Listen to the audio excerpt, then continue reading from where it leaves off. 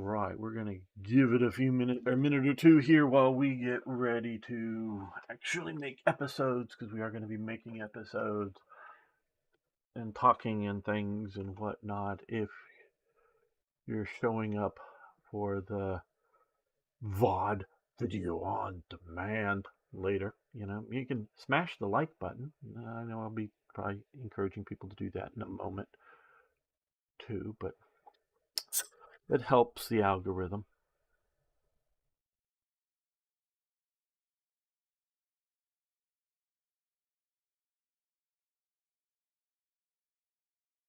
All right, well, I'm just now checking the sources to make sure the stream is working good, on sort of YouTube and whatnot. Good there. Have any of you been having the problem of the ads hanging on YouTube? Post below if you have. As in, I'm going along, video's doing good. I got a pretty decent connection here. You can imagine for streaming I would.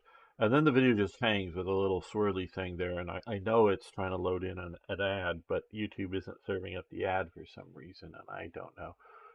Oh boy. Now, if you're watching this, and hey Toyjet, how you doing, my friend? I'll tell you, when you upload a video, I know this is behind the scenes info. When you upload a video,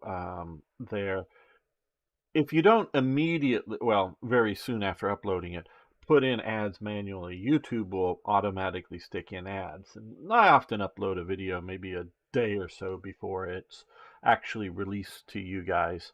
So I'll go in and do the sort of final details before releasing it often, because I make the thumbnail just before, doing this stuff. And I'll go in and often remove about half of the ads that they place there, because, hey, trying to make a bit of money out of this, and YouTube promotes up videos with ads more than they do videos without ads. So that helps get the message out. What is the message? Well, lessons from history. I guess that's while having fun. And hello, MMDB. I use ad blocks, so don't know about any ad problems. Okay, well, I do know that YouTube, and that's fine. I don't need the money from everybody here that you use ad block, but I know they're at war with certain ad blocking things.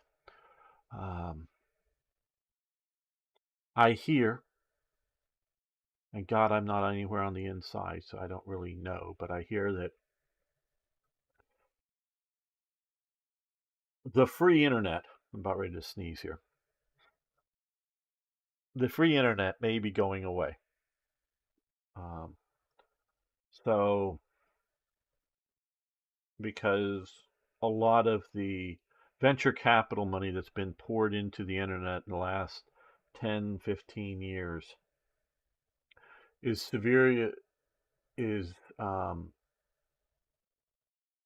drying up. So websites are going to have to make a profit. They won't. Now, I know with Google and YouTube and all that big alphabet stuff, you are sort of the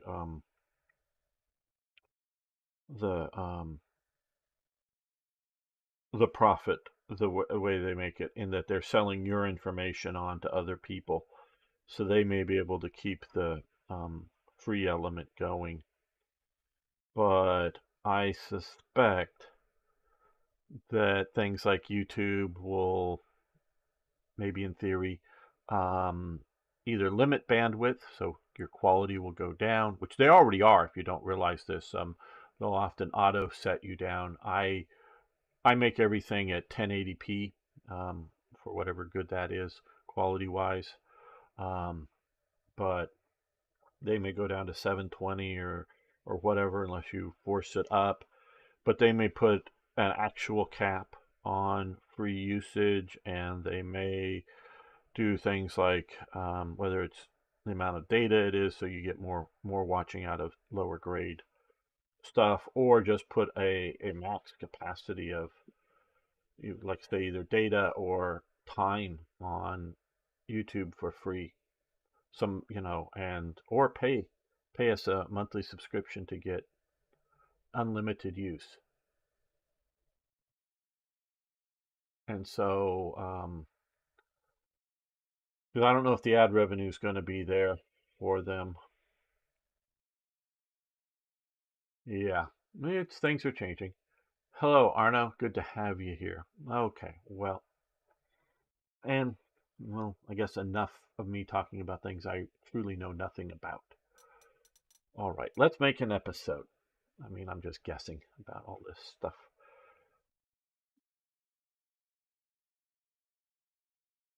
Welcome, fellow armchair generals. This is Gamer 1745 with the start of a new series. We'll see how long this series goes on. Not sure. So just letting you know. And of course, we are playing Panzer Corps II Front Lines here, Battle of the Bulge. All right. To sort of explain things. Oh, and before we get going any deeper, first off, if you're new around here, hey, could you smash that subscribe button? And everyone, I hope I'm earning you licking the like button. It's tasty. Just give it one little lick. And of course, I love to hear your comments about all kinds of things. And I need to, well, I don't know the exact status. I am a page shill for Slitherine, the publishers of this game. They're not paying me to do this. This I'm just doing on my own. But they did give me the game for free and all the DLCs for free. And at times they pay me to stream this game on their channels. But and sometimes I will repost that stuff onto my YouTube channel. But just sort of being upfront with that yes, these opinions are possibly influenced by money, but then again, I played Panzer General, which was sort of the core original of this game, long ago when it first came out, and I loved it then. So, and Panzer Corps came out one, and I was not a paid. I love that too, and I was not a paid shill at that point. So yeah, just to let you know. All right, so this is a new concept, and you can see here, it's the base campaigns, and I do have all of, and I'm playing through the fantasy 1946 Axis Operations 1946. Don't know if we're going to continue that series, but this is a new thing, and one that every war game needs to be evaluated for what it's trying to be.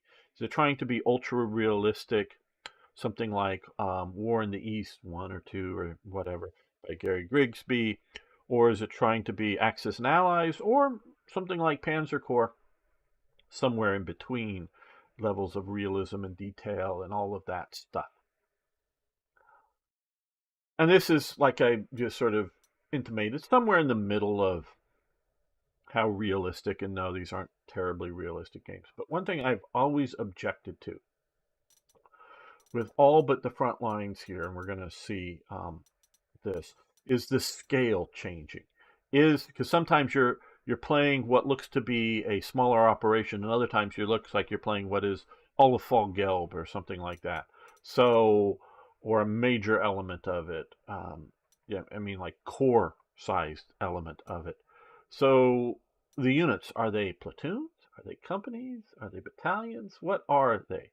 So this Frontline series, and we're going to be playing the Battle of the Bulge here, addresses that, in which my understanding is, and I've played through part of the good chunk of the first scenario, which we're going to be doing right here now, but I was playing it on Colonel. We're going to be playing this on general difficulty. First scenario, so I don't know how the whole thing will go, but is to keep the scale of the map, the scale of the units, in essence, consistent. And I really like that. I wish they would have done that, and they could go back and in essence, redo all these Axis operations at sort of frontline scale. But my understanding, again, I don't know, and partially because they're starting with the Battle of the Bulge, this is not necessarily going to be a continuation, campaign like Axis operations where you continued from one to the other.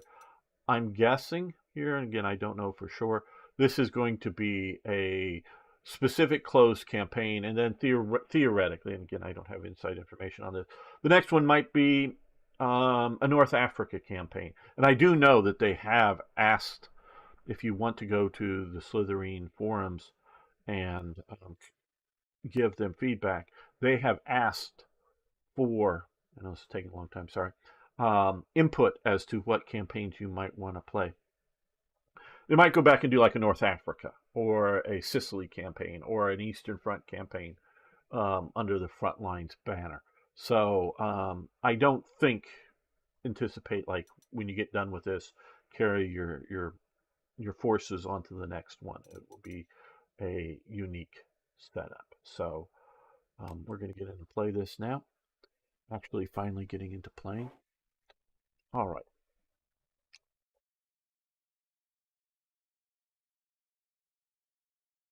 Who should we be here? I have von Singer und Etterland as my general name. He is a real figure. I guess I was going to say written in the playing, and I'm talking more. I have a great respect for generals who retreat. But generals who retreat and maintain their force integrity is sort of the key, is get out with your forces intact. And that's what von Singer und Etterland did. And he was in command of the forces defending in Sardinia. And once it became very, very apparent that Sardinia wasn't being invaded and Sicily was, he withdrew the German forces north out of Sardinia, crossed Corsica, and all the way across from Corsica to Italy without losing like a man, a jeep, anything. Got his entire force out. And that's with Allied air and naval control. And I mean, no one was invading at that time, but he withdraws very effectively. Well, okay. No one in chat has come up with an American general name or whatever. Ah.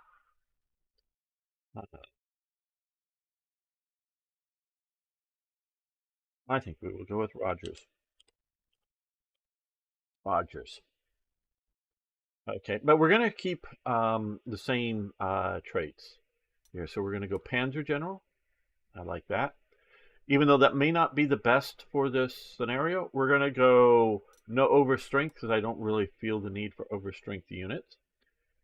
And then I like Masters of Blitzkrieg. Again, we're going to maybe not so much need that here, but extra movement points and for all tanks, and then cross minor rivers easier. Again, I don't know how many tanks we're going to be having in this campaign. And I like Terrain Expert here as well for a single one cost. Get +1 base entrenchment on any terrain, so you're always going to defend. So that's it. You could pick another negative, slow reaction, trench, log, whatever. But we're not. All right. So, before the storm, morning, sir. Looks like the front will stay calm overall, but for now, you still have work to do. We've got a colonel here. Following the capture of Aachen, our attacks through the nearby Hertingen forest have bogged down, so Top Brass is planning a new offensive towards the Roger River dams. We have to seize them intact, as their destruction would flood large areas and severely delay our progress. Currently, we just want a better jumping off point for the planned operations, so you're going to lead the veteran 2nd Infantry Division to take the crossroads on the Wallerscheid Heights near Munchau. Primary objective, get the crossroads, destroy 2 artilleries covering the crossroads. The area is part of North Eifel region, extends the Ardennes further north. The enemy can rely upon fortified Siegfried lines to prepare for difficult infantry assault. Cavalry. They're not under our command.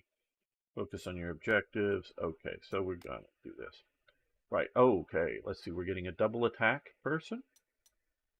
This is different. Provocateur. And cheap replacements and rapid fire. Okay, so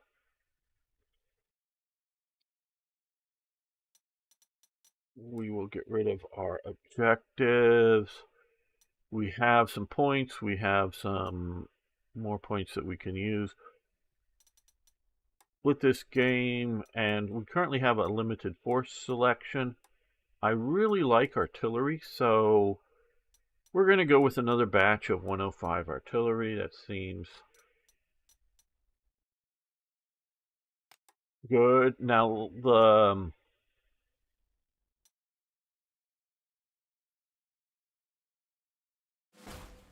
last time I played this, we got some personnel that are heroes, I should maybe say. One of them was, which is to me really sort of the most valuable. One is 0 slots. Okay, well, we're going to come up here for our engineers because they are one of our more expensive units. We can see statistics of 5 slots.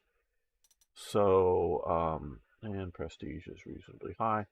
We're going to add to them rapid fire and cheap replacements, so it won't cost too much.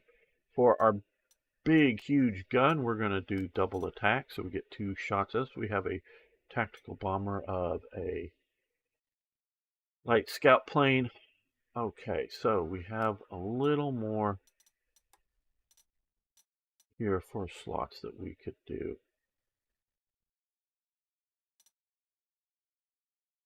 Xylophone? What's a xylophone? I don't know. I know what a calliope is. I don't know xylophones. Okay. I mean, I know what it is in real life, but I know that we're going to need anti-air. Now, for our 1 tank that we have here, and we cannot buy currently more tanks, it is a 105 Sherman. So it's only sort of a tank, and if we really end up getting in with tanks, we may need more. And a little more penetration for attacks with the Hellcat, but an extra slot, and I'm more worried about the slot. And the Jackson, very much, quite a bit more, maybe worth it, but we're going to go with an M10.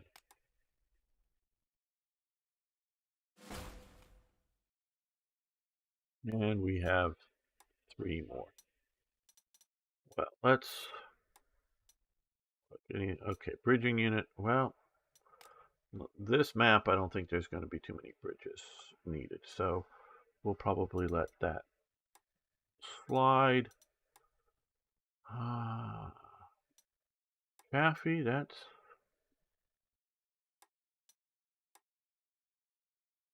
another artillery piece.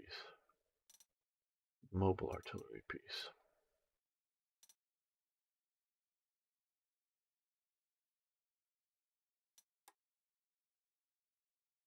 $270. I think we can afford it both. Okay. Right. So there we go. Hello, General Scavin. Okay. Well, says basically Brazil became a judiciary dictatorship. Don't know if that's better than a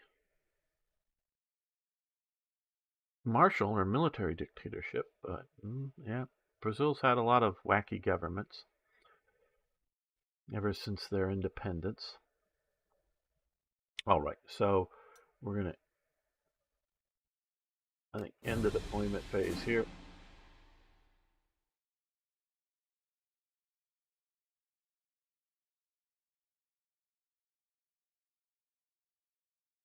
We're going to move our scout vehicles up to see what's going on. Very good.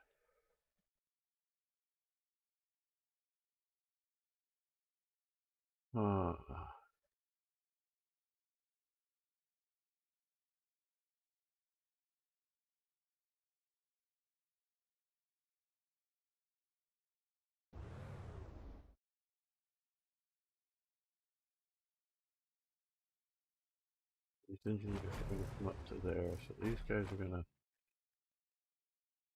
now fall back.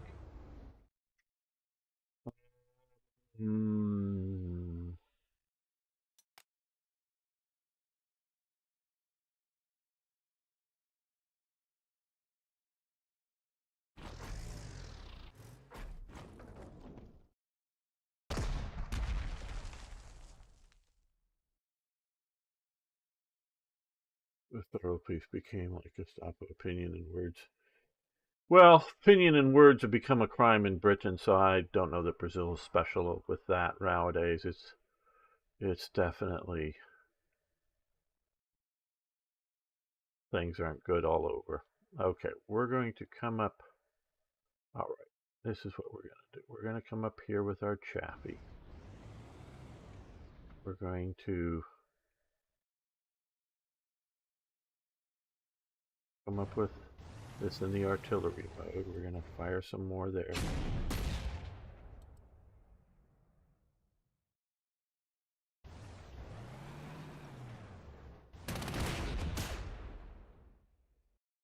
And we're going to take that out. There we go.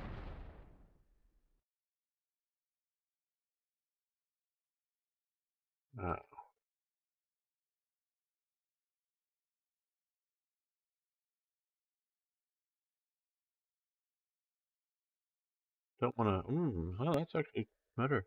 Well, these are rangers. Okay. They're going to do pretty good against this. So we'll take that out.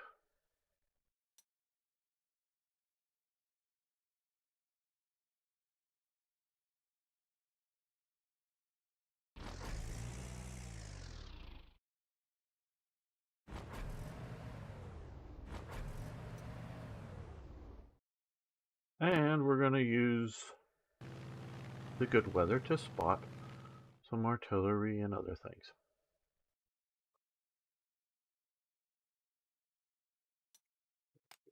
Next turn it's supposed to snow.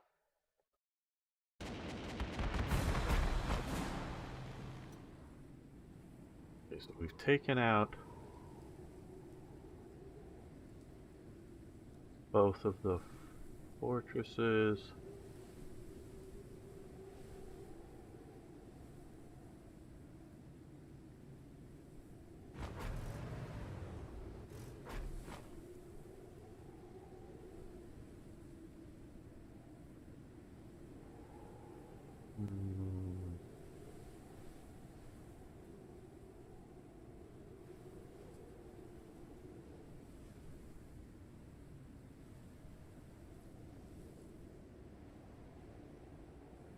These guys are going to come up to here. I'm going to use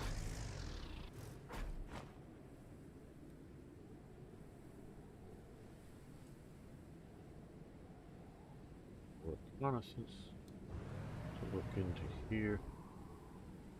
They are in the forest, which is a bit of a concern.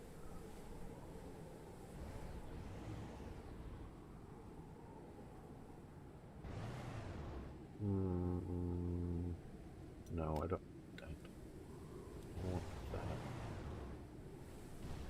That.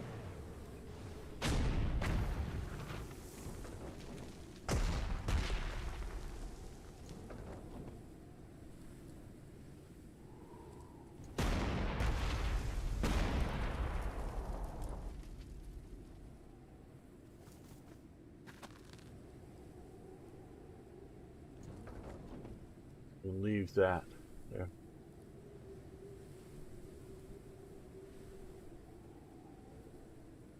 Well, I don't know what...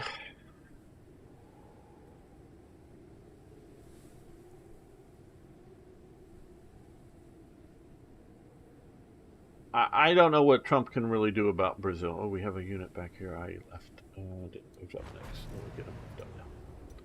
What Trump is... Brazil's going to be a low priority for Trump, General Scaven. Will have a lot of other stuff. Though I would say...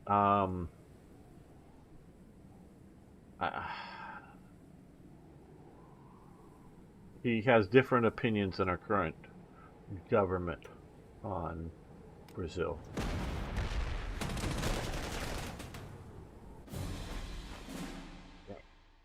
Okay, so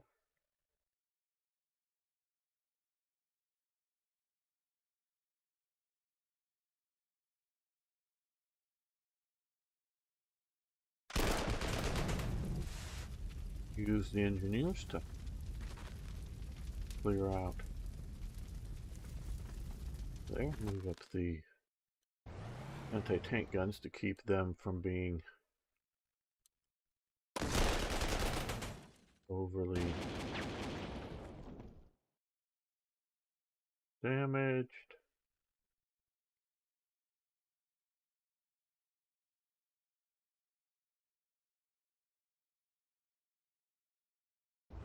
Move this reconnaissance over here.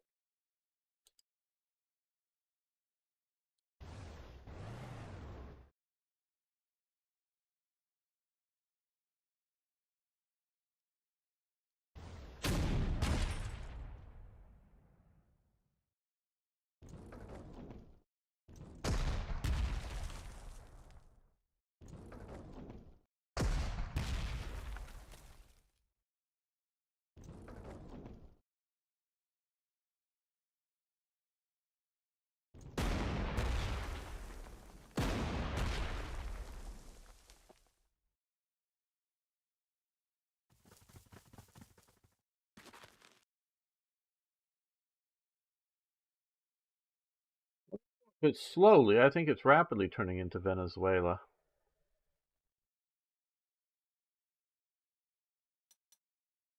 I think the international media, diplomatic, institutional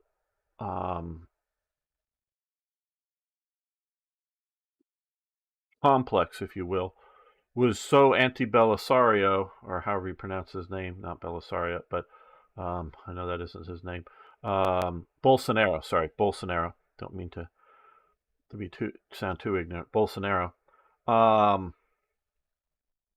That they pushed anybody who was not him to win, and yeah, Brazil is just sort of feeling the ramifications of that.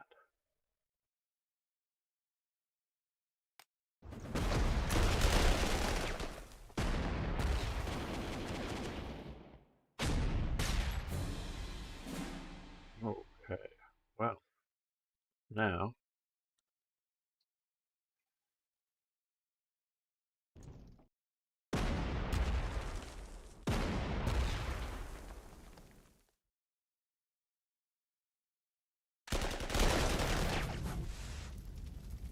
well, they didn't retreat.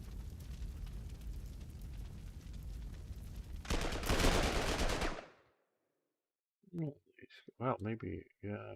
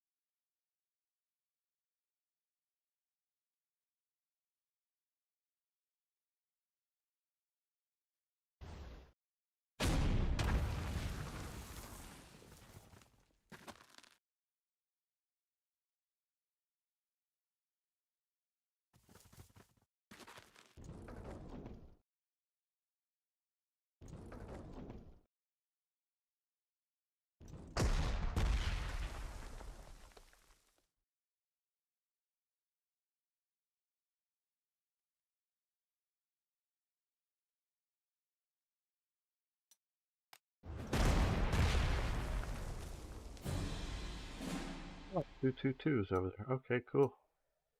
You can see over here, they're just sort of stalemate looking at each other. How to take out that. Okay, completely.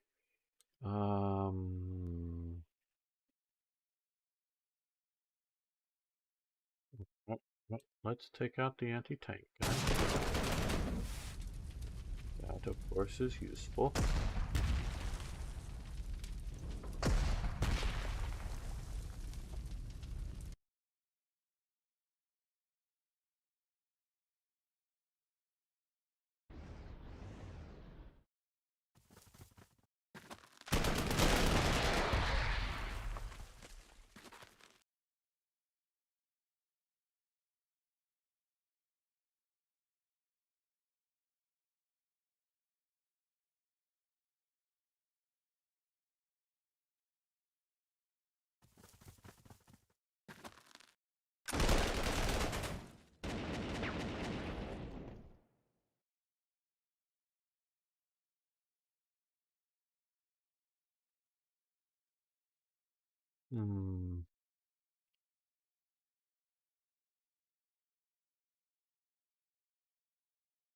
Need to take out that gun, and I know there's another gun over here we need to take out. So,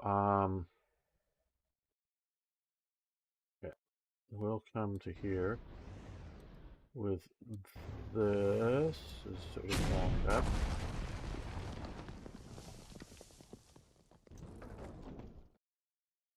Backing into that.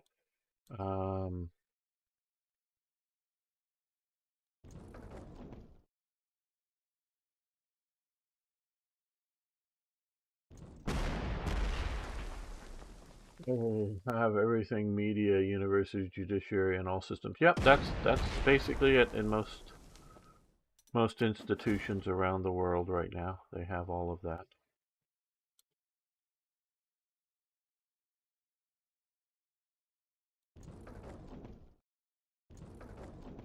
It's sort of a slow creep forward, but we got 16 turns.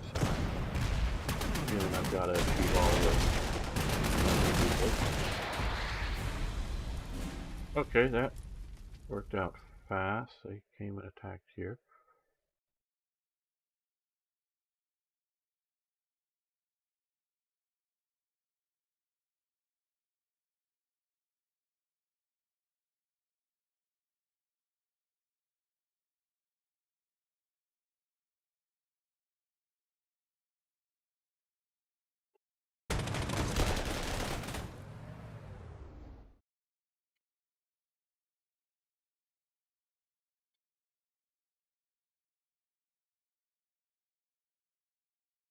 I'm feeling the biggest threat in this direction, so we're going to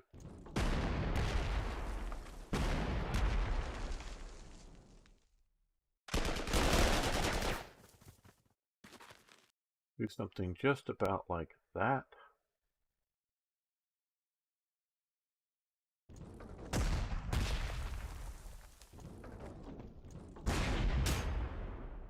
Good.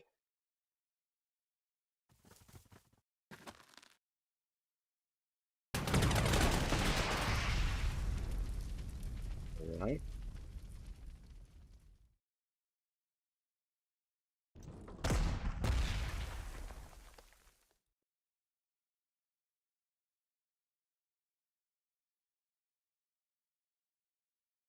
These guys are going to elite reinforce. All backed up with artillery.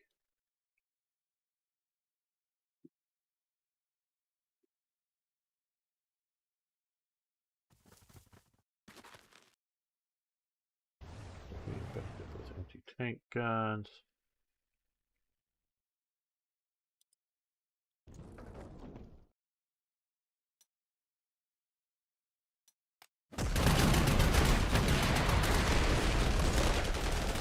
From the guns down here. All right. Well.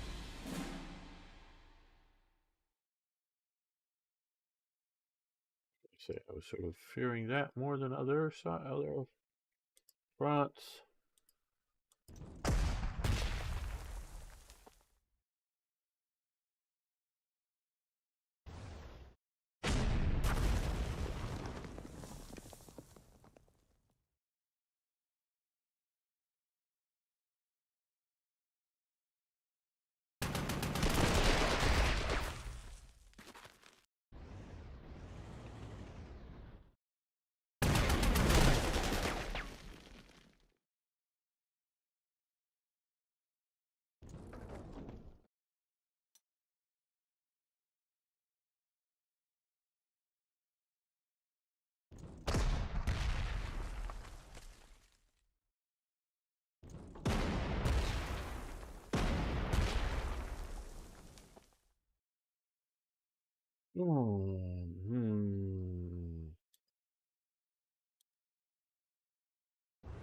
We're going to move up that so that we get recon bonus here.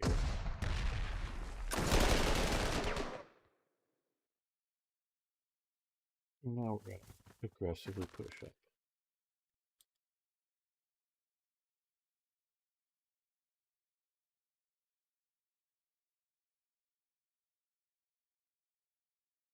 Have artillery fired? Yes, looks like it.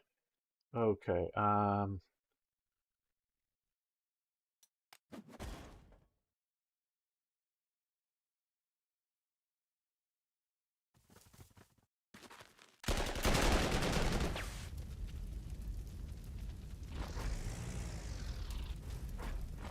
There we go.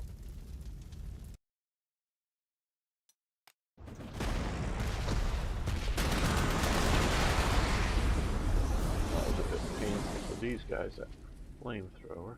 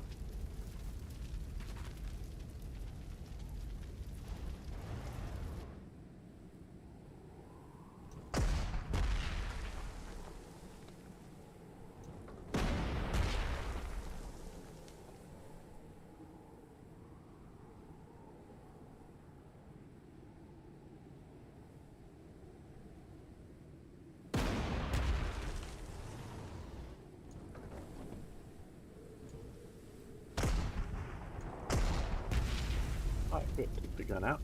See, now we have taken some of our objectives.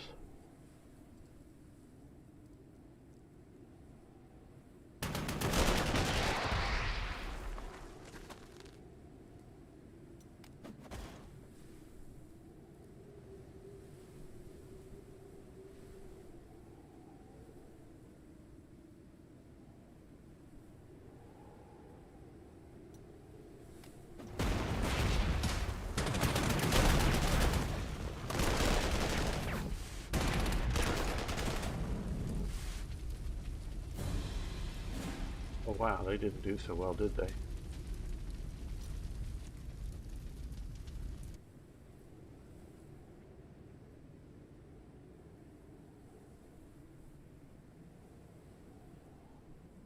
Well,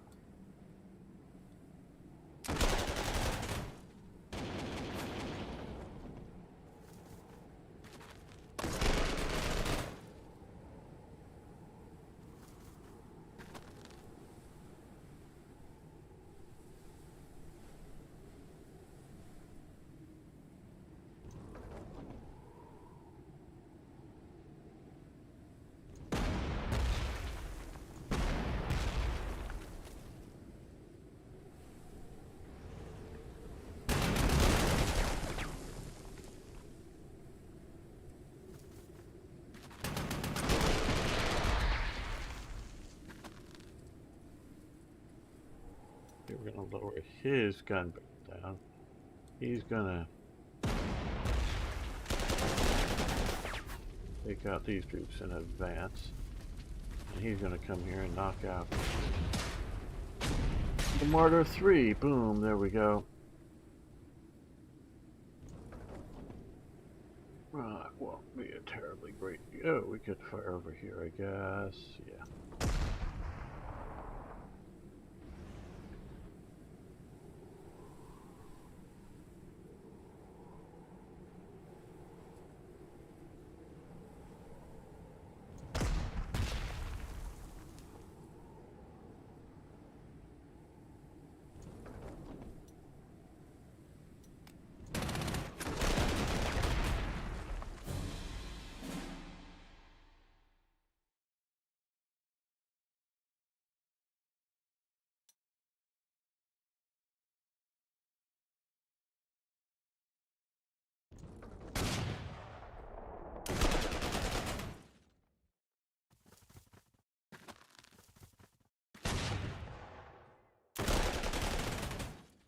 Okay, they're eliminated.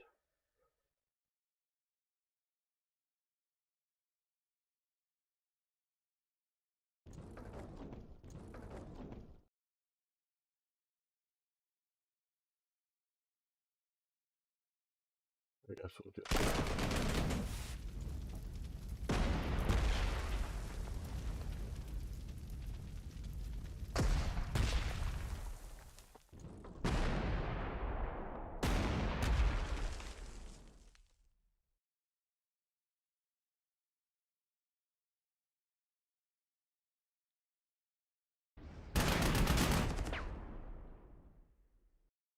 Well, that didn't do it. This will. Okay, so we got our objectives done. Nice job, sir. You guys can hopefully enjoy a little break now before we launch our next move towards the Roe River dams. Historically, the 2nd Infantry Division took Walsh Road 16th shortly before. Okay.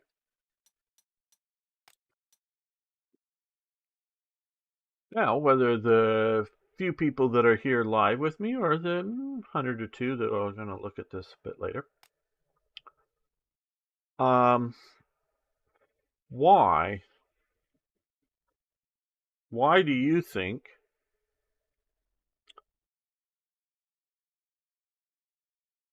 the Germans did watch on the Rhine or the Ardennes Offensive? Why? Why? Was it just because, oh, we want to cut off the forces and secure the, one of the ports back here or something? Okay, so we can defend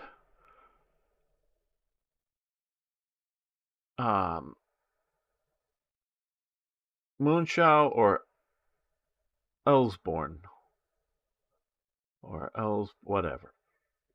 Okay, so this seems easier to defend. This is harder to defend. Well, let's go with the easier one now. I don't know, to cut the Allies in the north and get supplies from Antwerp. Yeah, but the supplies from Antwerp might keep you fighting a little bit, but they're not going to win the war for you, obviously. All the ammunition type supplies are going to be useless. Food, sure. Gasoline, sure. But what good does cutting the cut the Allies in the north off? What good? Yeah, it may buy time. What are they buying time for?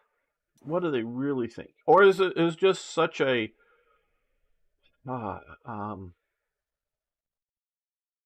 habit or whatever that they just can't get out of their way? They can't think any different than continuing the war. I don't know. German artillery is busy this morning, sir. Certainly, they certainly put our forward troops on notice. The enemy has used large searchlights to illuminate our lines. However, for now, top brass is not too concerned. They think the Germans may launch a few local counterattacks only. Well, I guess things always look better if you're miles away from the front. Jeep patrols are constantly scouting the area, but we are unaware about any enemy formations behind the Siegfried line, so prepare for anything just in case. If things get messy, conduct an elastic defense to preserve fighting strength. Our troops are stretched thin here. We could be in trouble if the enemy can still put off a larger offensive, abandoned forward positions if needed, as long as we can hold Manchu Ebens Bonn area, we remain in good position. Okay, so here, hold 3 victory hexes in total, optional, hold 1 secondary hex for 14 turns. Okay, all units in the area have now been put under your command. More tank support is also available, but air power remains severely hampered by bad weather. Note the AI moves first. Okay, we have a tenacious defender. Very good. We have a tank killer with no retaliation. Very nice. All right. Well, we're going to use our points and reinforce everything we got here.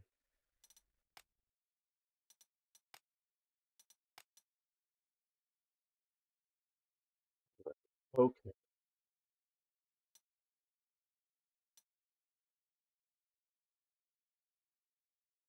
We'd like to hold up here. As we can look here, hold this town here, Monschau, and also hold Evansbon, which is out in open terrain mostly. Okay. I have not played this yet. The enemy gets to attack first, so we are in units that are up there probably going to get killed. Now we have 8 more slots and 5,000 more points. And we can do tanks now, proper tanks.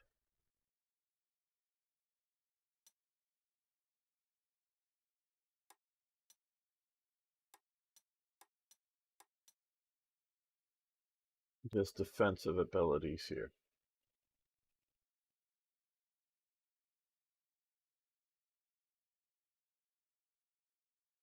8 points. So if we use up 5 here, that would leave me with 3 more points.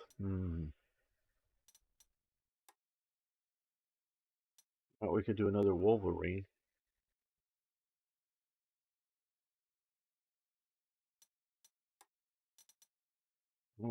The Jumbo here. If we're running into good panzers.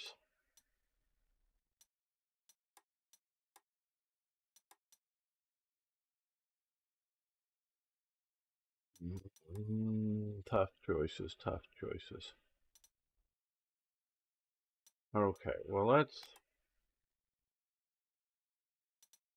look at holding up here. We've got some infantry.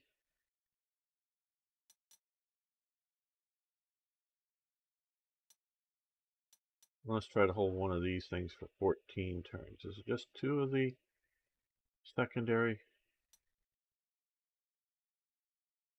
active hexes? Okay, out of 16 turns.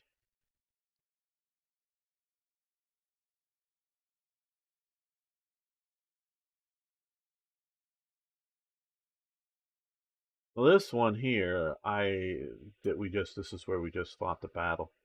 But I think we need to end this episode here. We will come back next time. Don't worry, those are live. We're going to keep going. Come back for the opening moves of Watch on the Rhine, the Ardennes Offensive. See you next time for more historical gaming. This is Panzer Corps 2 Front Lines. We'll save this. Battle of the Bulge. Second mission here. And hello, HSF. Okay. I'm going to try to give up this area as quickly as possible. I don't want to even try to hold it. I do want to try to hold this up here.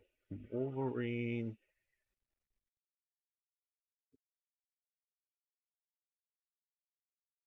This is a light artillery piece. Decent anti-tank gun. I think here what we need to do is artillery.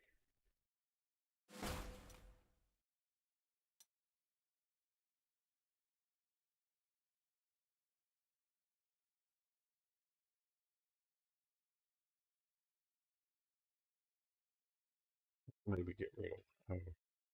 Well, you know, let's move you to reserve. That will open up more slots, because I don't think I need all that recon. Now back here again, we're going to try to save as much equipment up here as possible out, but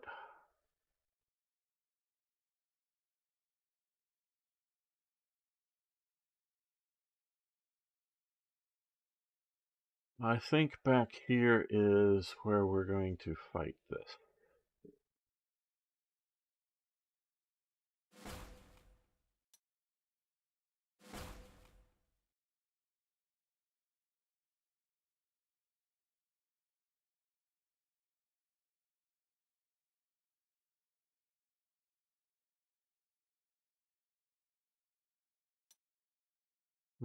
Engineers, heavy weapons.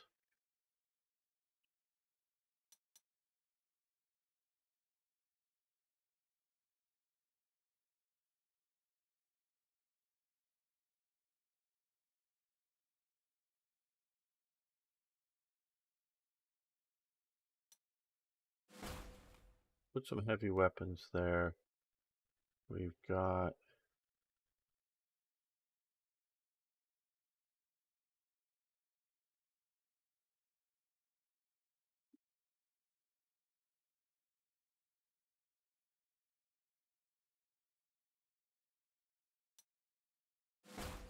engineers there.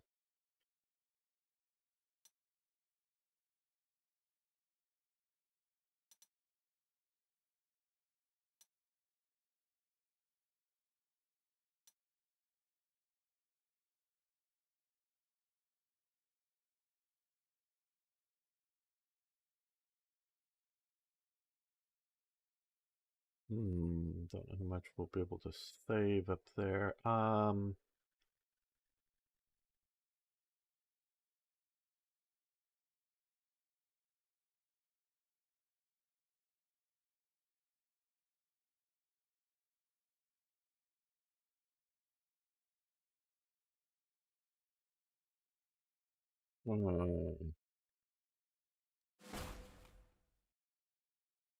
Infantry might be all right there.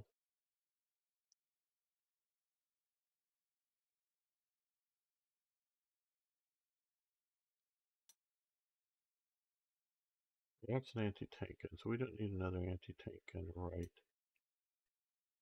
there. Let's put this guy there. So I do want... Let's go with this. That leaves us with 6. So, now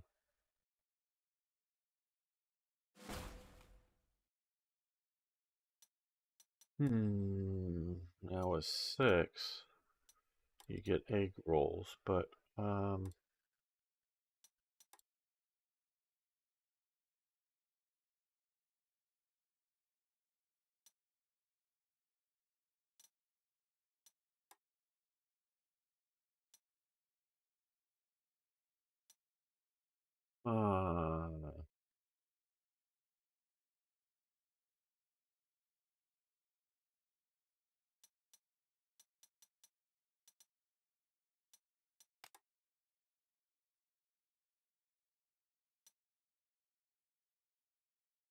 got lots of Wolverines. I don't know if we're going to be able to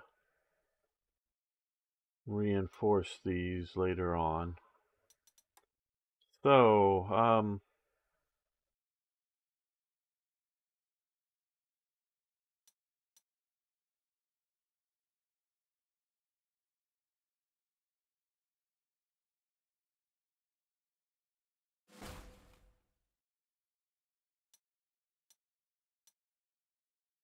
I'm also going to put this into reserves.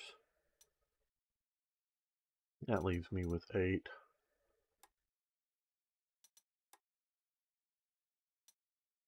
I'm going to spend the money on this guy.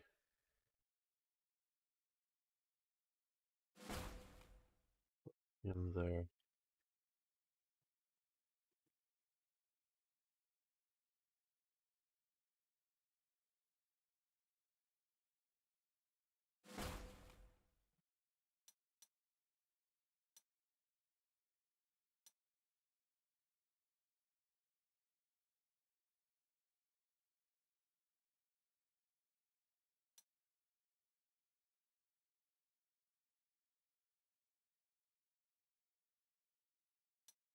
You there. Okay, that leaves us with 3. I think those are going to be, I don't know if useless is the right term, but not that overly useful for defensive.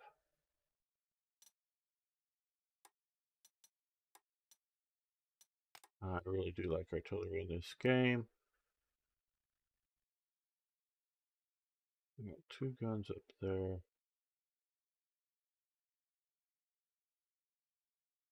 We got those 2 guns down there. What else?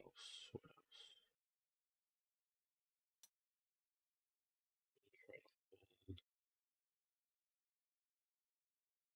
else? That.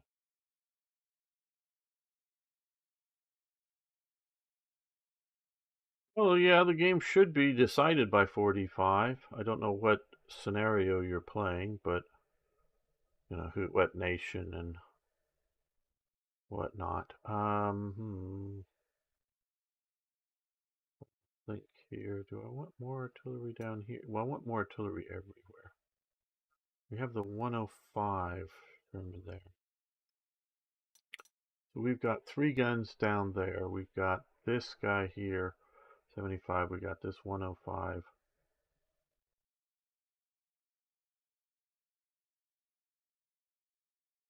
Yeah, let's do that. Okay, let's save this.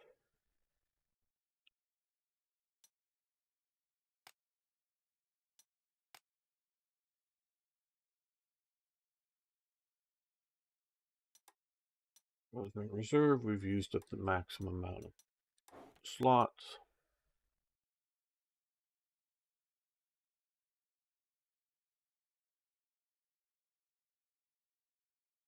Okay, and one second. Welcome back, fellow armchair generals. This is Gamer 1745 here with my continuing look at Panzer Corps 2, Frontlines, Battle of the Bulge. Long title, but covers what this is. And so we're starting out on the second scenario. He wants to do a world conquest.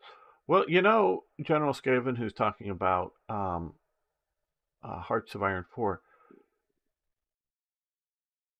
Here's the thing. If you can do a world conquest in Hearts of Iron 4, the game is broken because no one in that time frame, no nation, could do a world conquest. Okay, even the United States. You know, I'm thinking you're thinking of conquering every single country out there and having no allies, not just being allies winning or something. What? So hey, you want to do a world conquest and you can't. That means the game is sort of kind of working right. All right, let's. And the AI is going to get the first turn. Oh, I forgot about that. Okay, so I have some leaders, heroes to assign. Okay, so tank killer, no retaliation. I could put that in the tank, one of the tank destroyers, but I'm going to put that here. Put him there. And these are not my core units, so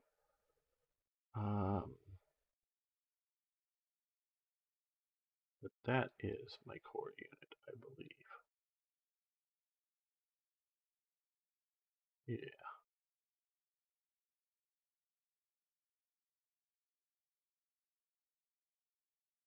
Yeah, let's do Tenacious Defender here.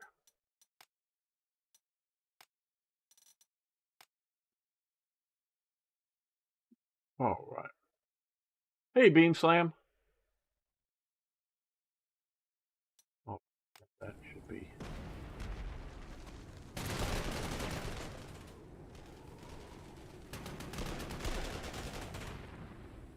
I want you to overrun this thing here. Okay, well. Right.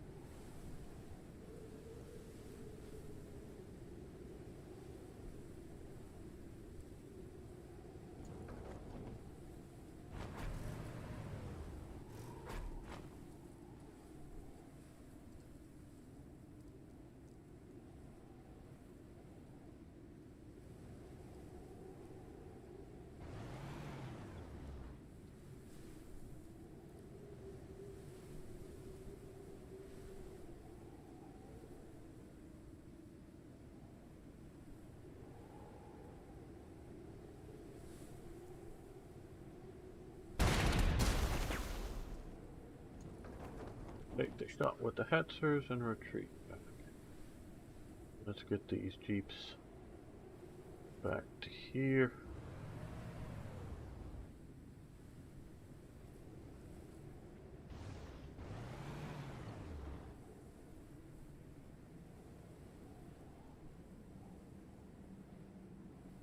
I should have switched to the provocateur was. Ooh, well.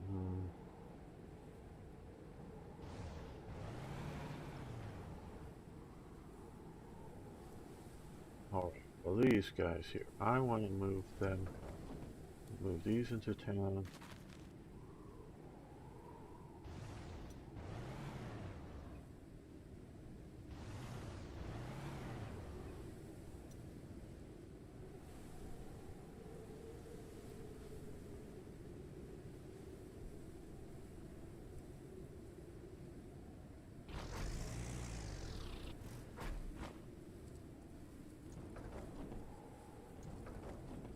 We're going to switch these around to make this area a very dominant artillery position here.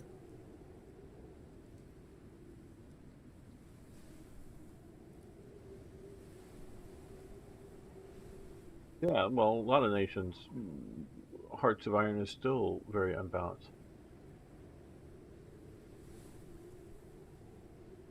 Yeah, I think it makes South America, from what I hear, overly powerful. The new DLC.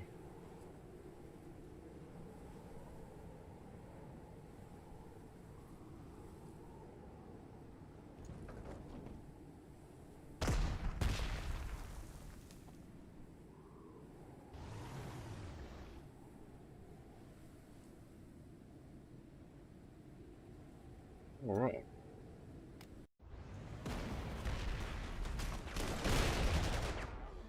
I maybe should have moved these guys out, but I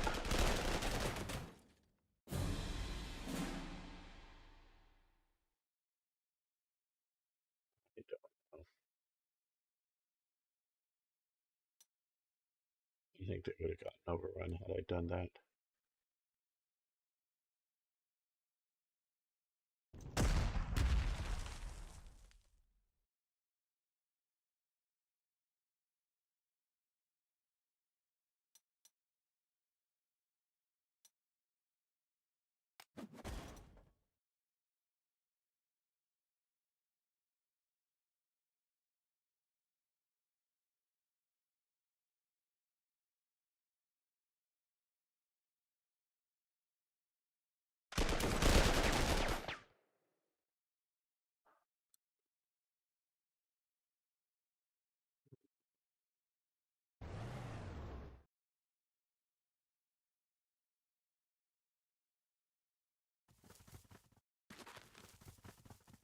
Get these tenacious defenders in there.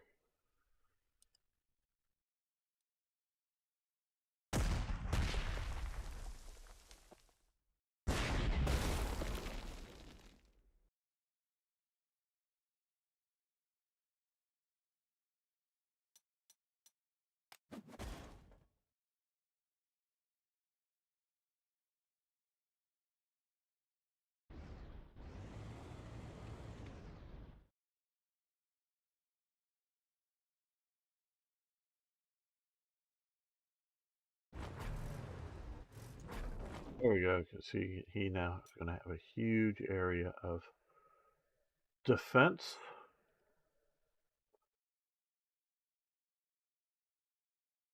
You can come up on the hill and see. Oh boy. Okay.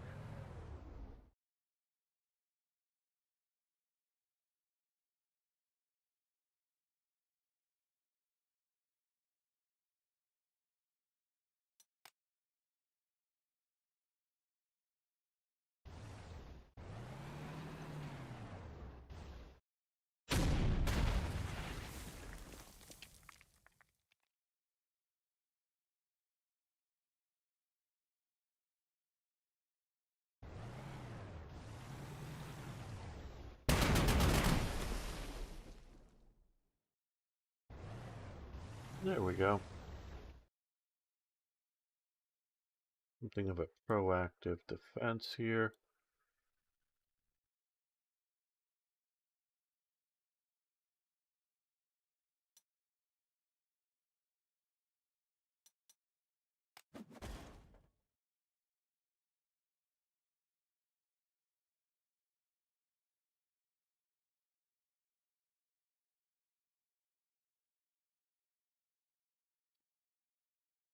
Okay.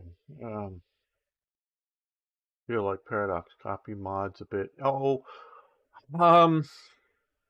I know in the past, not just think, I know in the past, Paradox has compensated, paid modders. I don't know if it's well paid or poorly paid. I can't really comment on that. But I know they've definitely paid modders for things,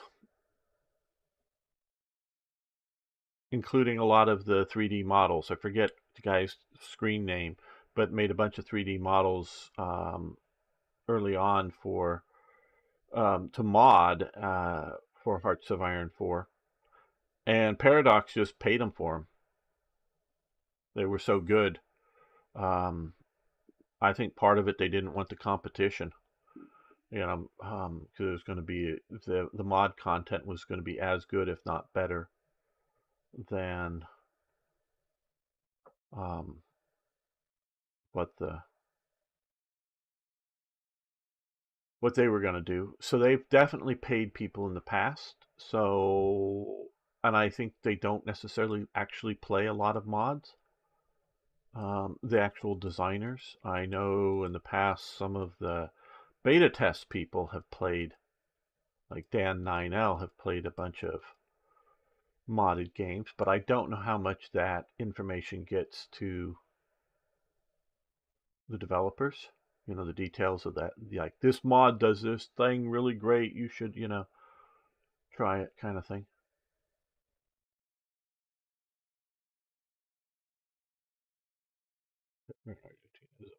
Yeah, I think it's just mods and the developers are playing from the same playbook, history.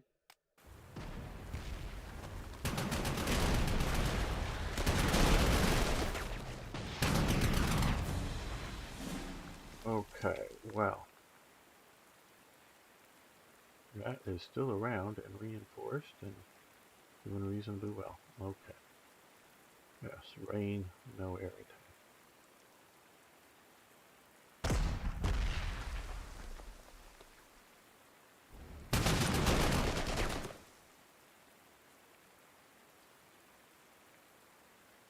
You guys are right there.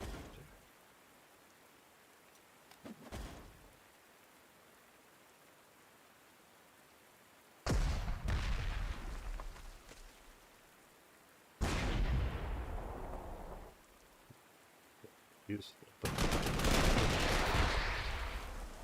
They got pushed back.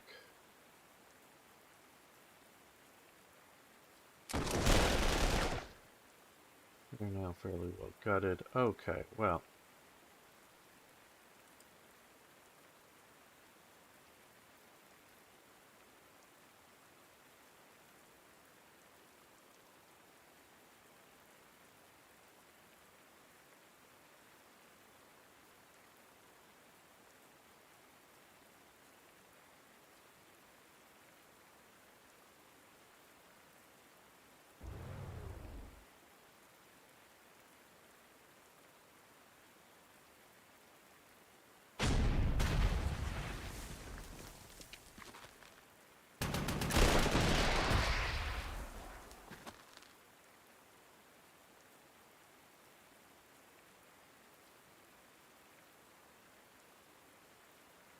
Oh, he moved out of town.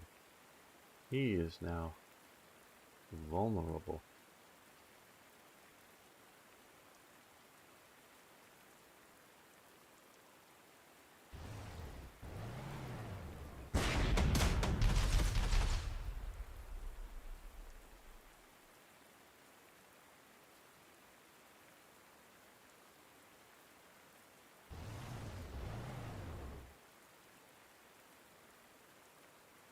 Okay, well.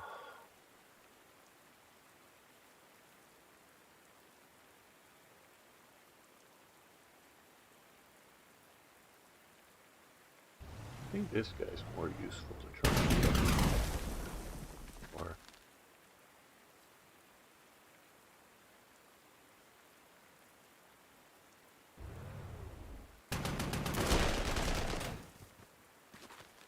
get the hell out of it.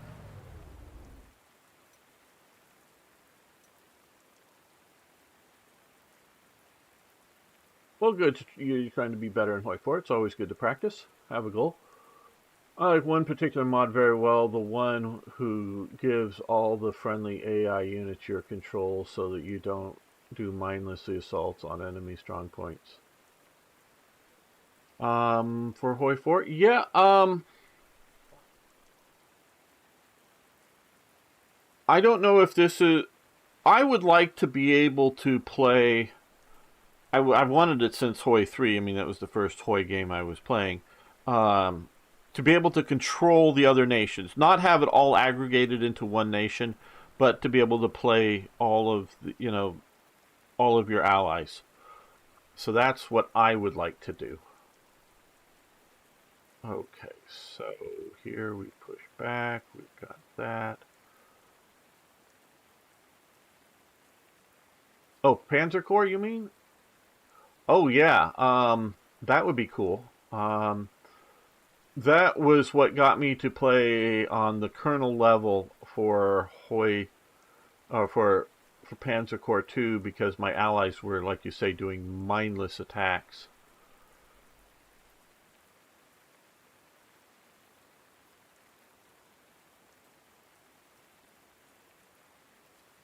Okay, we're going to come up to here with you, and you're going to come to there to give them some anti-tank support.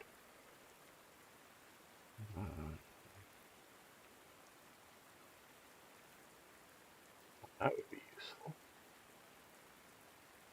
Do I give up? I don't think there's too many big tanks coming this next turn, so I think I can be a little more dynamic. Let's try this out. There we go. Let's try this out. And I think these guys are just going to hold out here for what they can hold out for, time-wise.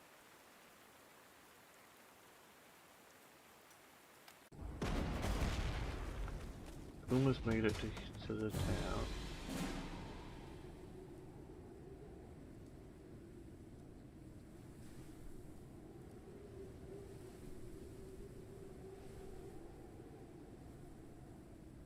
We'll go back and sort of fix our defenses there.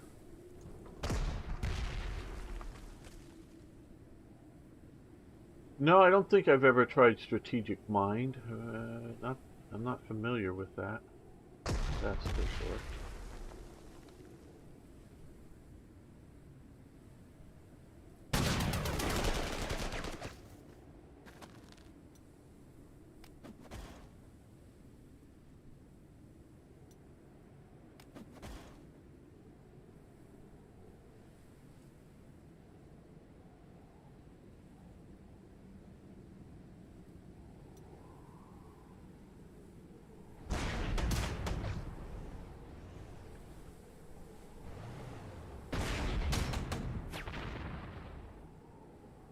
Okay, well, good.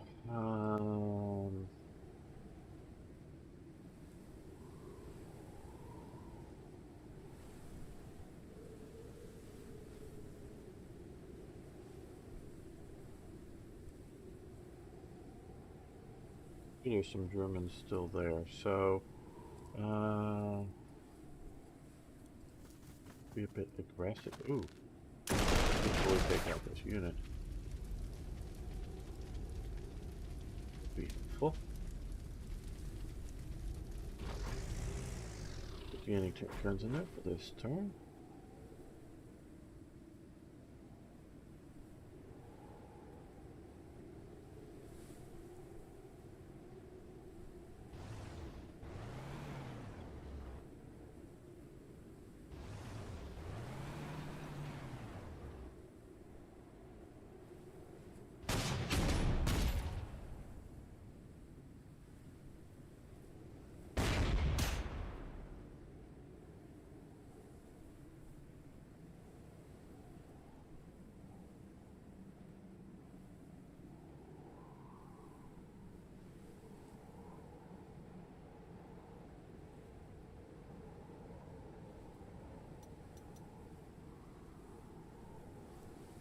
Hmm.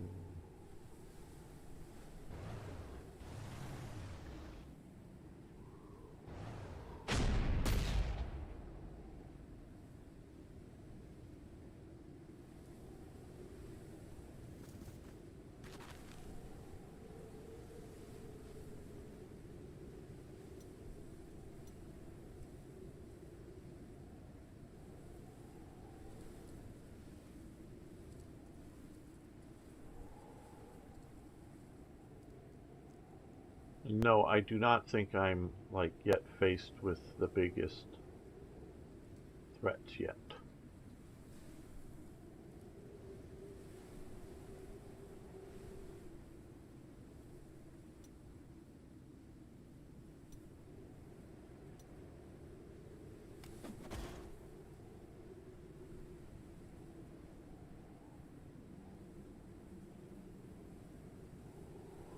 So far, so good.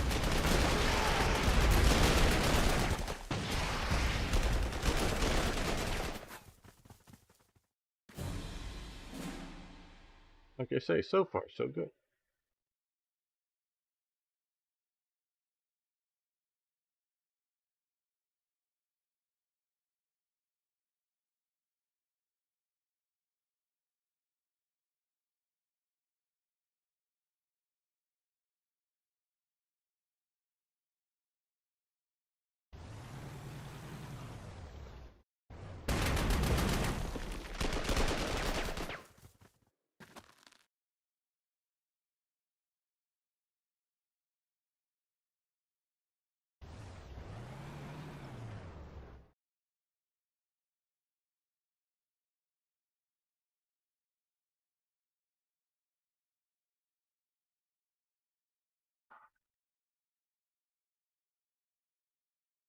We'll think about that for a moment here. Ah.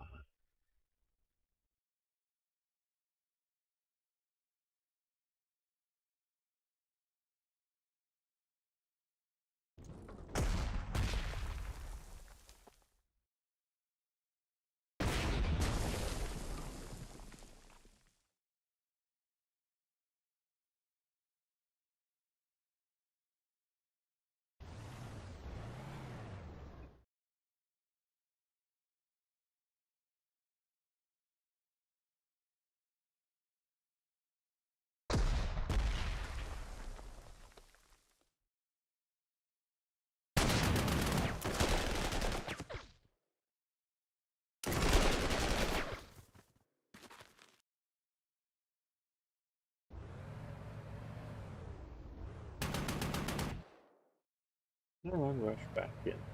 Good little raid there.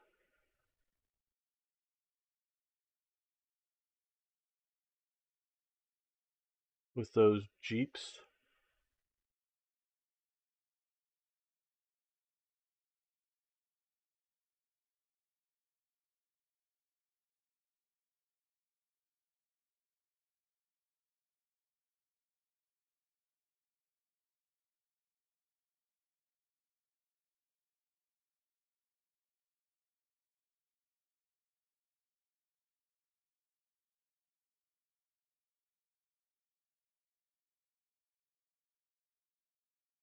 Yeah, these guys and these guys will trade places.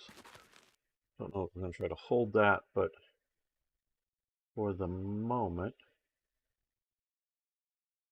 if you come up here, give me a little more reconnaissance. Okay. So if we come around here,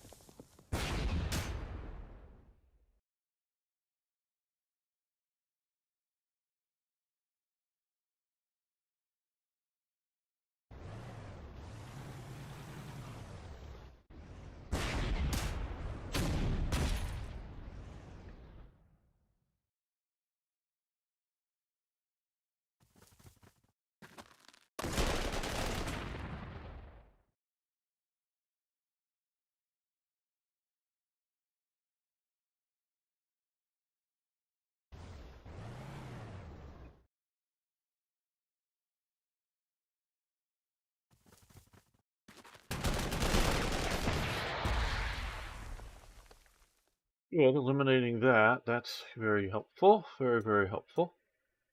Let's see what's coming this way. I know these guys are still there. I'm surprised. They have not been more vigorously assaulted. Okay. Noble offer.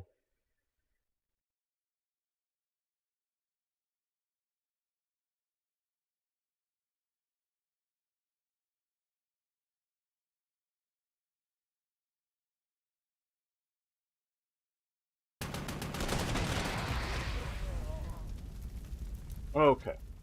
Now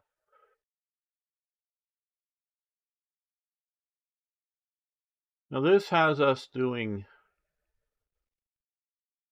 2 damage versus they're doing 1 damage back. Now, the 2/2/2s, if you don't know, it was actually one of, it was one of my sort of, okay, we came off good with that. It is sort of one of my sort of fave little vehicles here. It's rather handy. It's 4 wheels, so it's only fair cross country, but it has a 20mm gun, which would penetrate a lot of light armor, and it has a coaxial machine gun. Now, the Greyhound, this version of it at least, has a 37mm gun, pretty decent one for a 37mm. So it will penetrate, again, most light armors. And it has a 30 cal machine gun coaxial. Sometimes they mount a 50 cal up top, which could shred. I don't really know which one is better between those two objectively, but we did all right there in damaging that.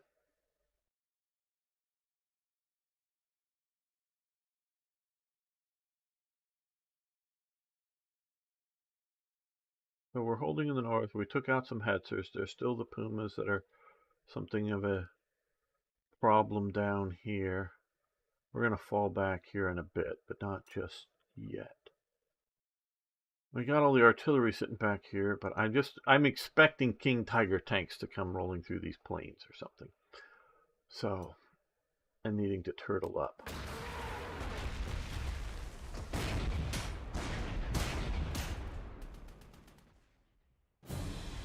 The board showed up.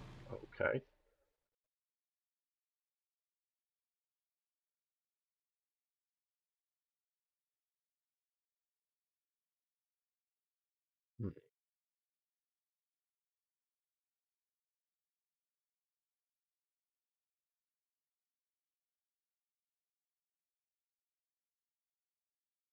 Those have become something of a deadly situation. All right.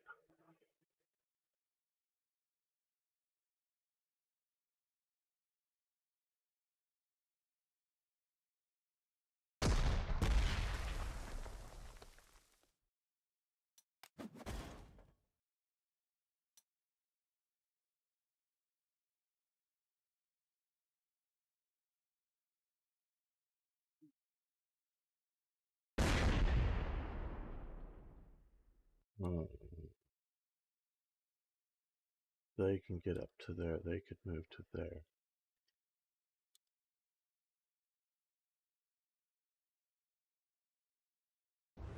I'm going to move you to there. You're going to come over here. You're going to attack. I really don't want those guys to continue to push there. You guys are going to come here and protect this situation somewhat. You're going to come here and launch out here. Reinforce.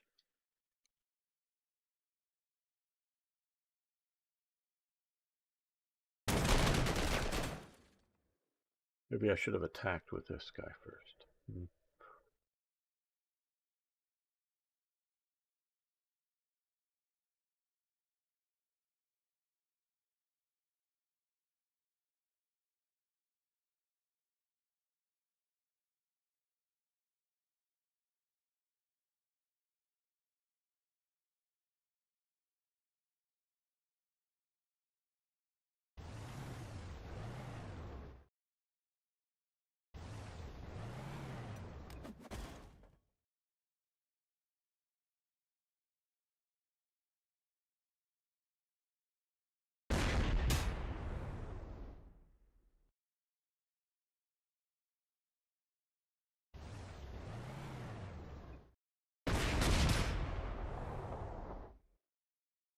Right.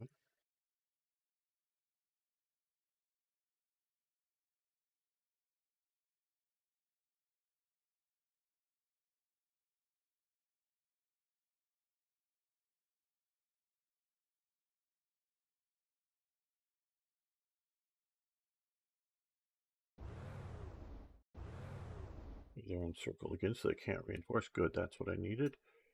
There. They're leaving these guys up here. How interesting. I do think there's bigger hammers coming. You move to there, just in case something comes down through here, but I think we should fall back in time there.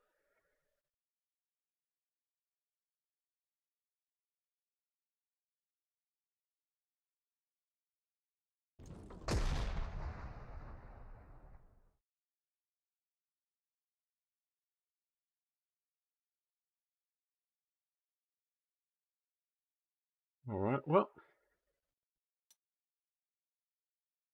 mildly satisfied.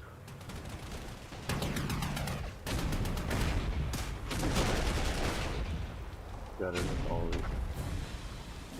the anti-tank around him. Well,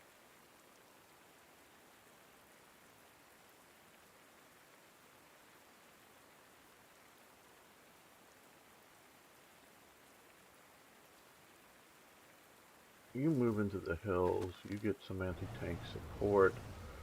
You already have anti-tank support, so we will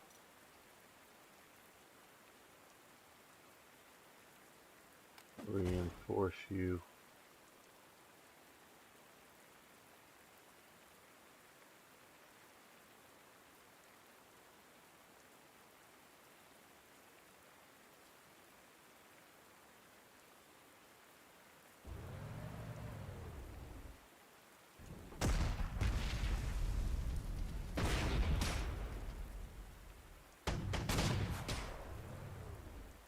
There we go. That worked. Hey, Crispin. How you doing? Well,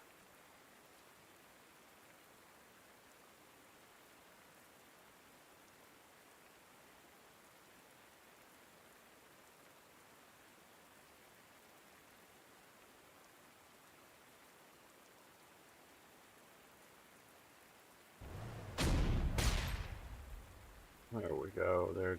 They're done for. They're completely done for.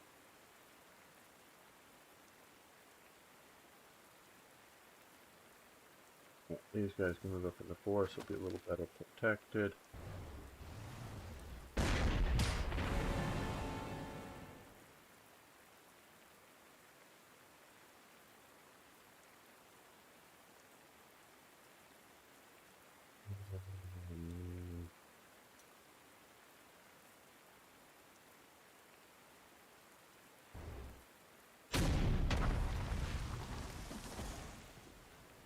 Those guys alive and well, okay. I think we will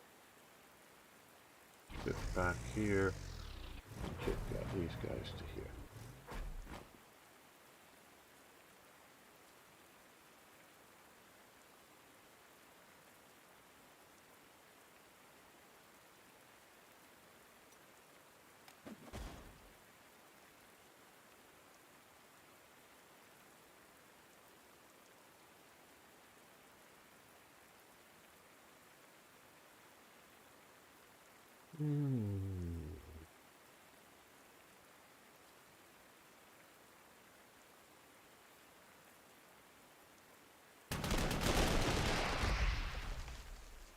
Very good.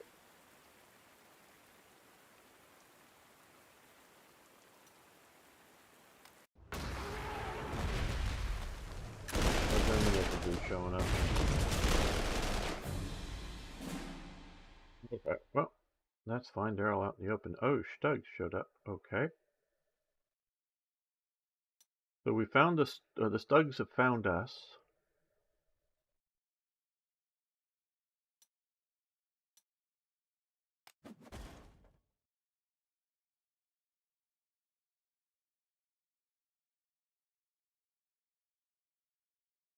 let's pound on these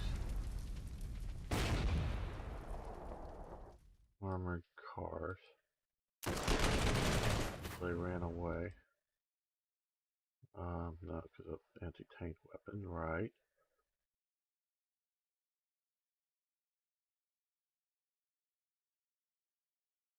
Those are all looking good. Well, organized defense. Now down here,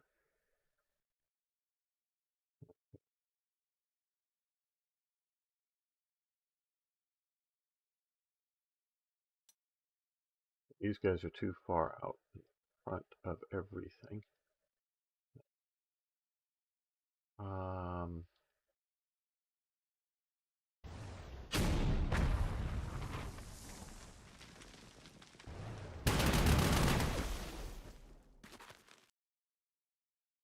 You fall back to here. You come back to here.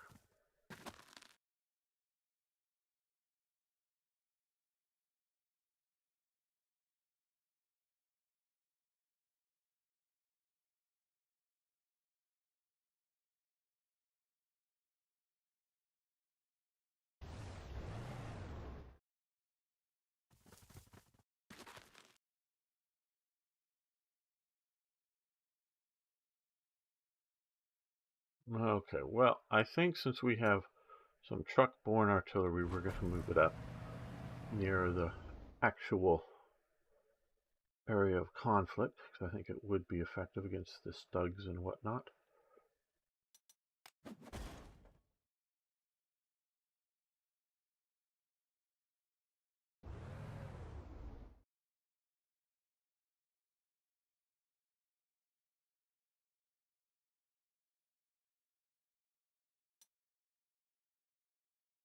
Well, remembering our point of objectives is defense, I think we're doing pretty well.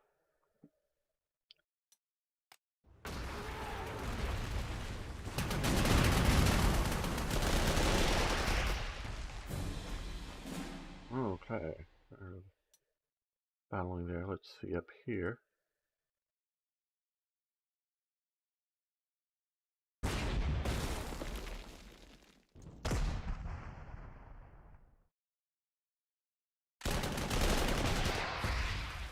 There we go. Unit bye-bye.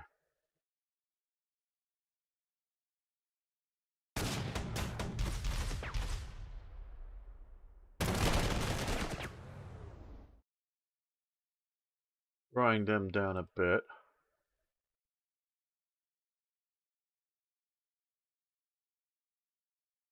They got gutted by these Wolverines.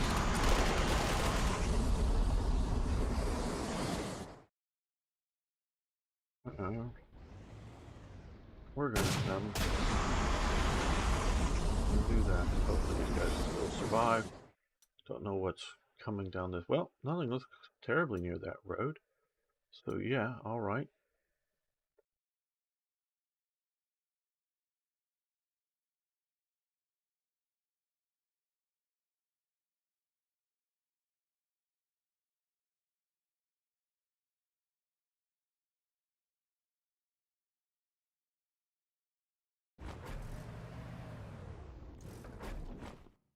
Anti-tank guns.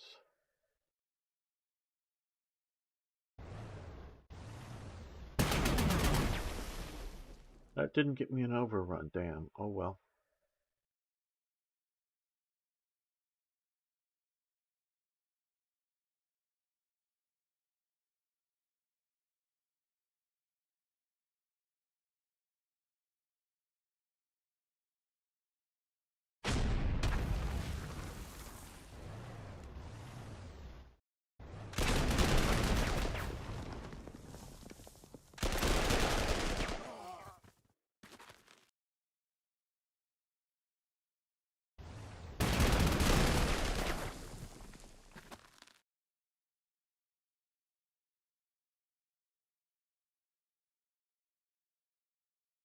No, I think we'll stay here and elite reinforce you.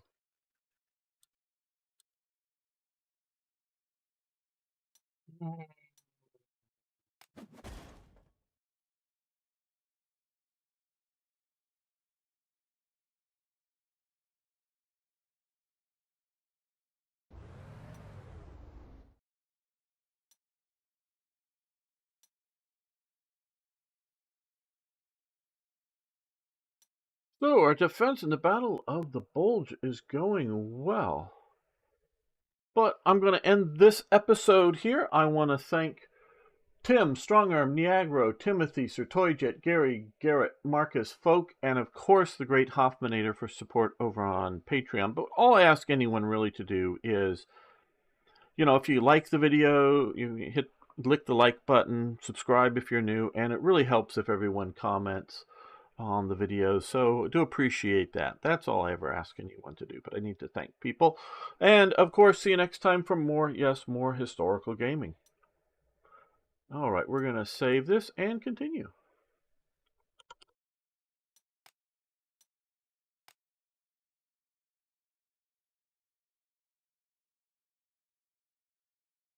Welcome back, fellow Armchair Generals. This is Gamer1745 here with my continuing playthrough of Panzer Corps 2 Frontlines, new sort of mode for Panzer Corps. And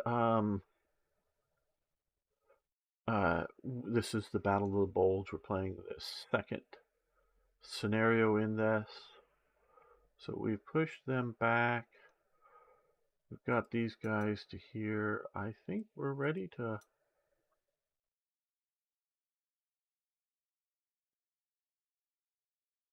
see what comes next.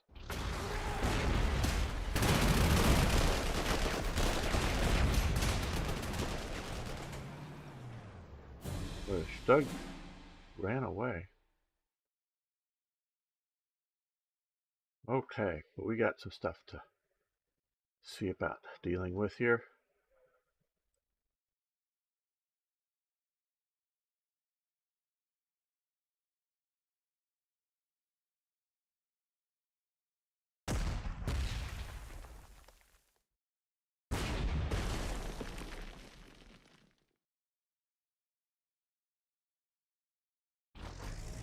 Oh no, oh no, no, no, no, no, no. Undo that. I was trying to click over here.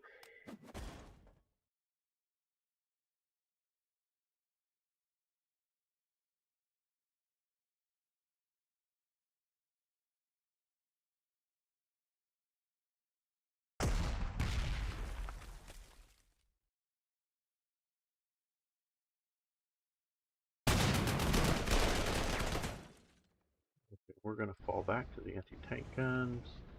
Protection there.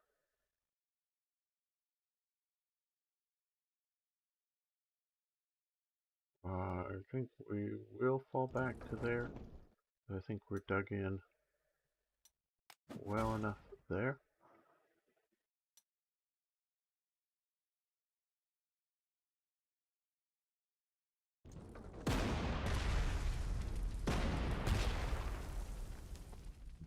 The anti-tank guns encircled. They're going to get unencircled, but we're going to encircle them again. I hope. They're encircled again. Yay. All right.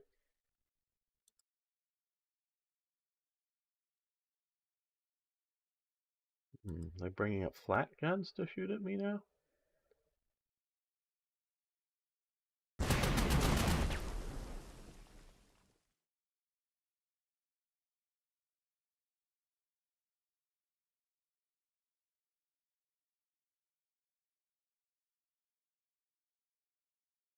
Hmm.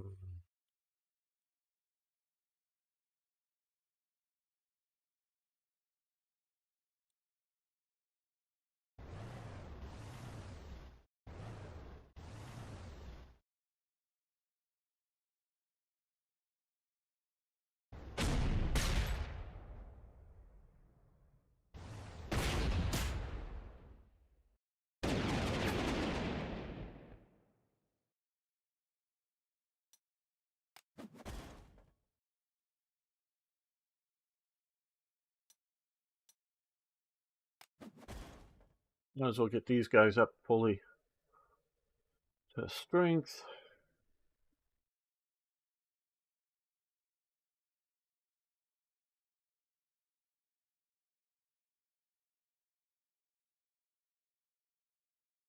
Well, let's take a look out where. Let's look out that. Okay, nothing really. Guess there's stuff maybe coming through here.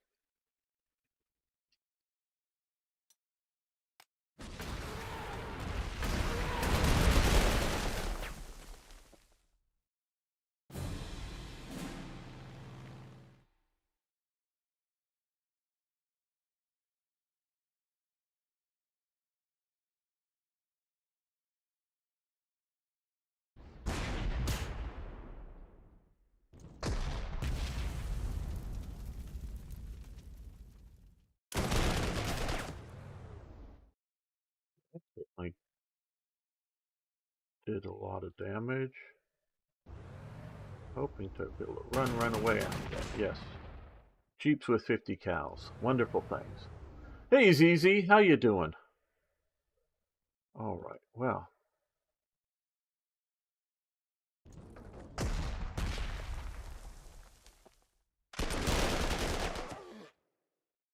Bye-bye, Jerry.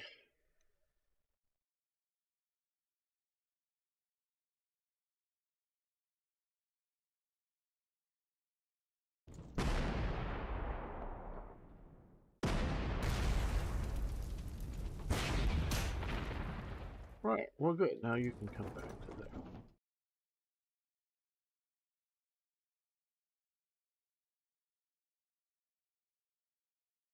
Oh, boy, okay, wow.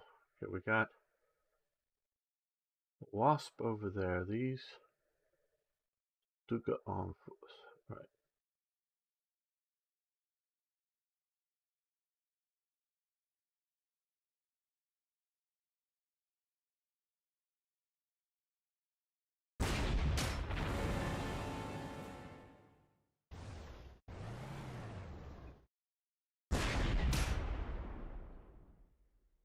I'm going to fly over here and take a look again.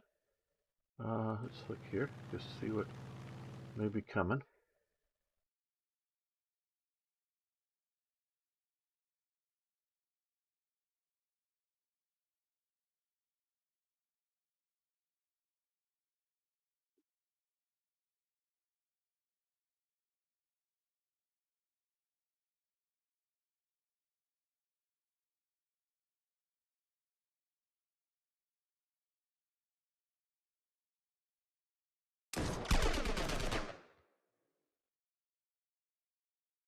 I'm gonna get these guys off this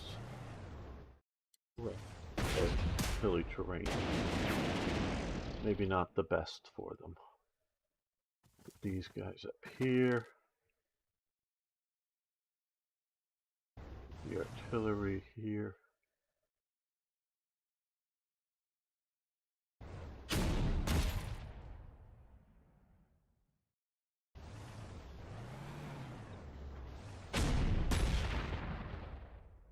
There we go. Well,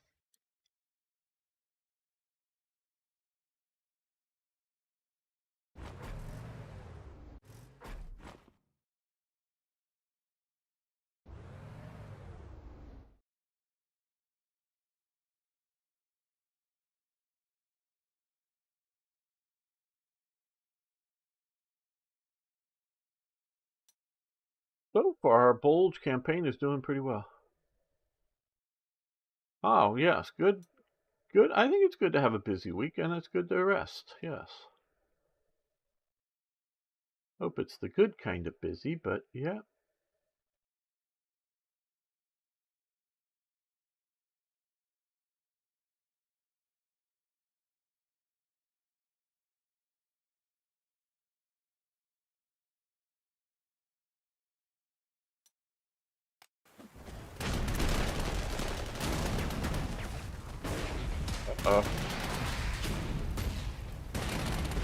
Oh boy.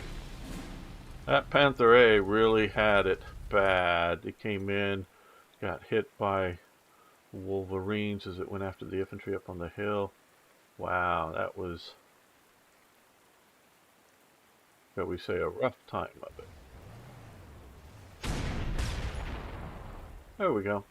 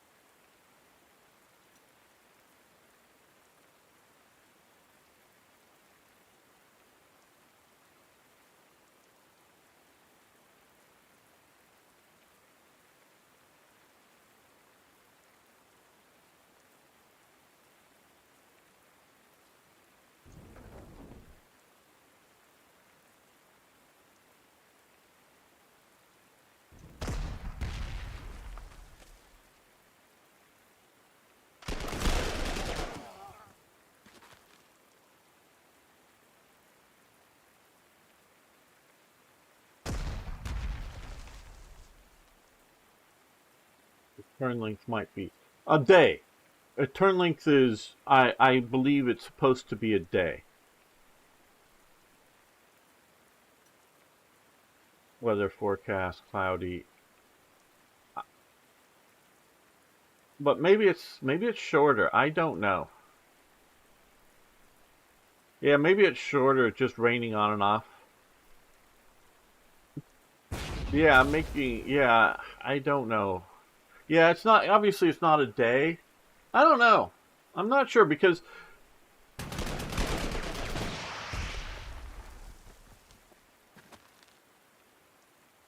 like I've complained before, they used to change the scale often for um, Panzer Corps.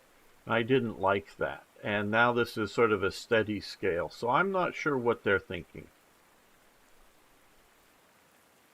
I'm just not sure.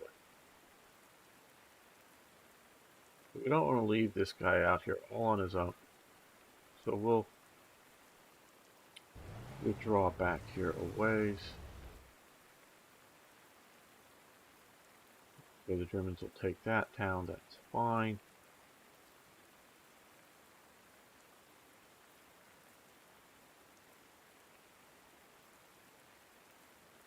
Yeah, so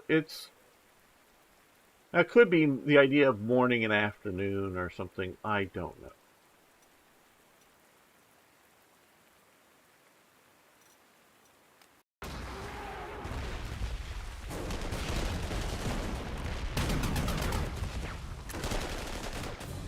Really messed up my artillery there.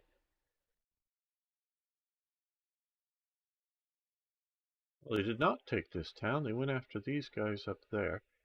They got hit with artillery. Huh.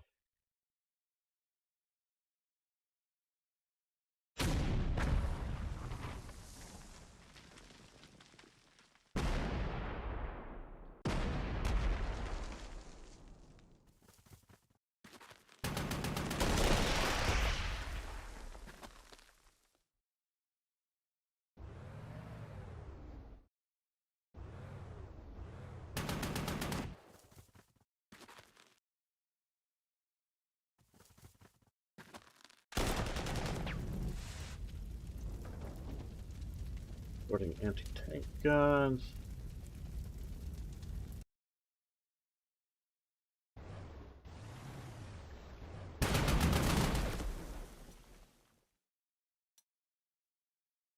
Oh, here. Well.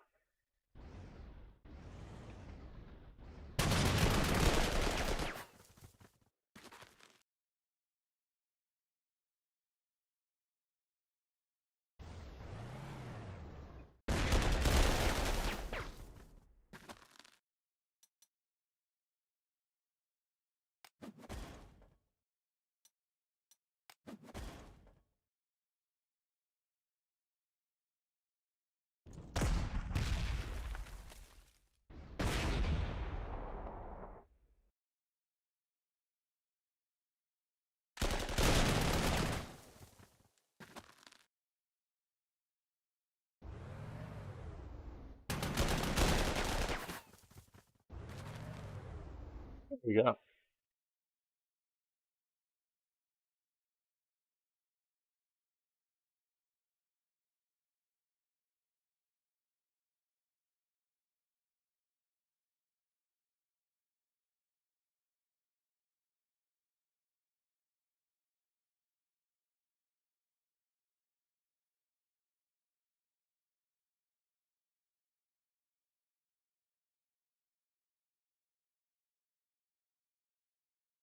Oh, are remarkably well. We are doing.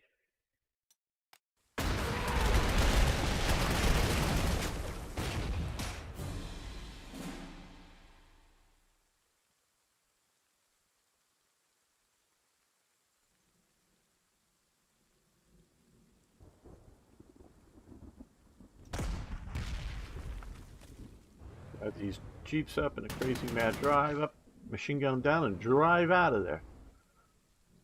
All right, what's Arno saying? I or I think he means wonder. I wonder how the battle would go if the U.S. would already have the Oh yeah, the Pershing. Yeah, that would be a big effect on the game or on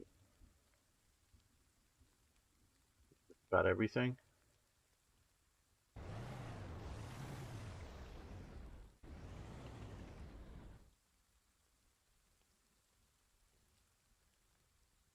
In real life. Okay, some panthers showed up here.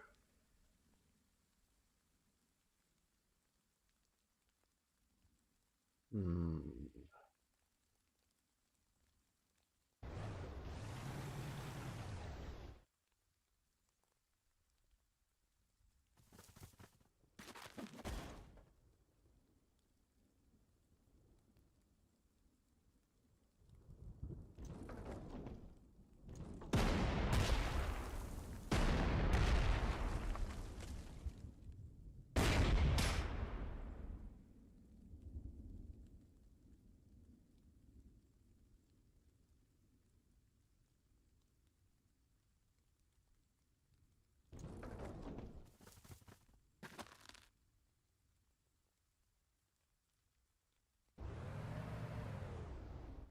That area under watch.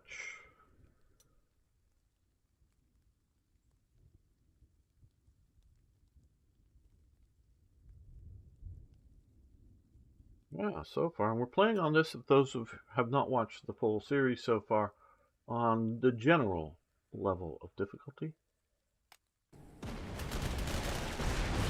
Okay, so because we've held the one or more, we've held both of them, secondary objectives. We got our optional condition here.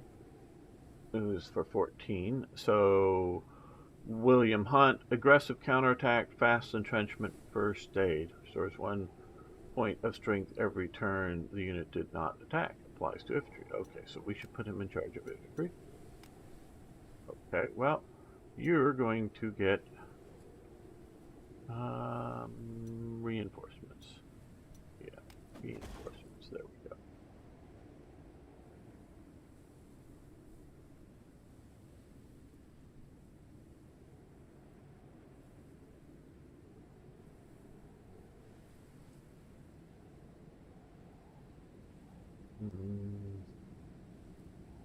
Sort of kind of think the Panther may be more of the rest.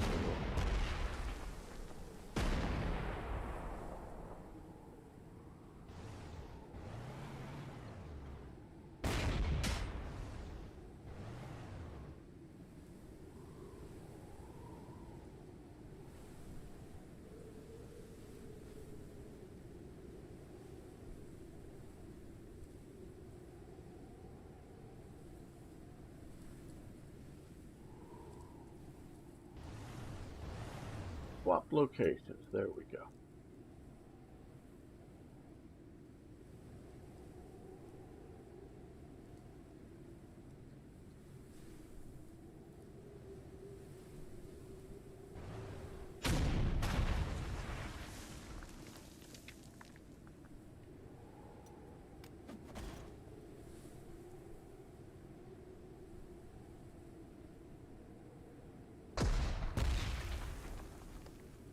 Well, they didn't last that long.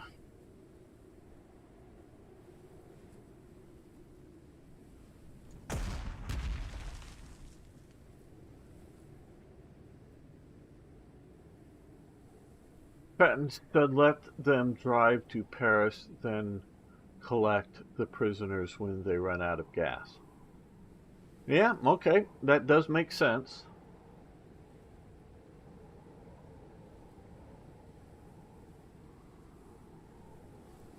Of course, the Germans could do a lot of damage before they run out, or after they run out of gas, in Paris. But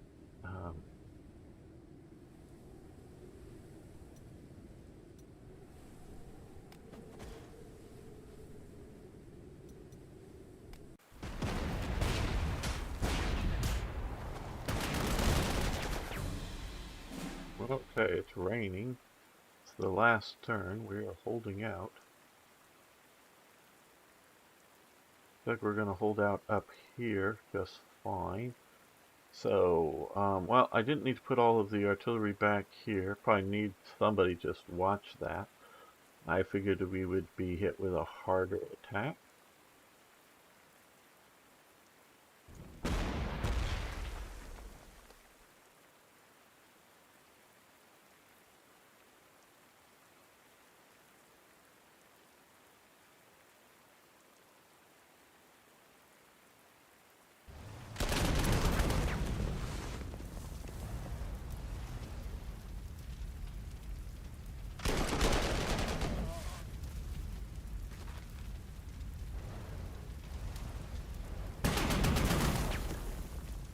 Wonder why we didn't get an overrun on that. I just get curious, but don't understand why not.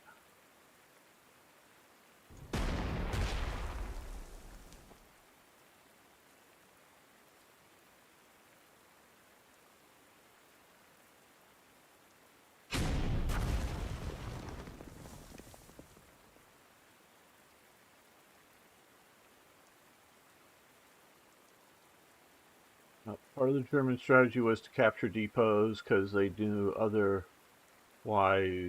they wouldn't get very far. Yes, absolutely. But still, ZZ is right, or Patton's right, or whatever, in that, yes, you will capture gas for today, but what about tomorrow? And I don't mean that literally, but figuratively. So, however big the gas supply dumps were, and they were probably pretty big, but, and if you remember, what is it, Hessler, the German commander in the movie The Battle of the Bulge, which I'm thinking about someday making that a movie night movie. Next movie night movie, if you're curious, is going to be another 48 hours, and then we're thinking maybe about the Magnificent Seven. So, hey, if you ever want to check out our Discord server, there's a link on YouTube and whatnot. We do a Friday night European time movie currently, and talk about it and hang out.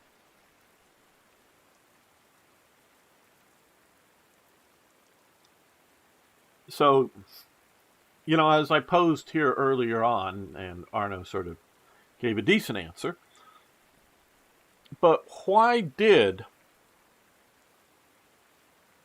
the Germans attack, I mean, with the Battle of the Bulge?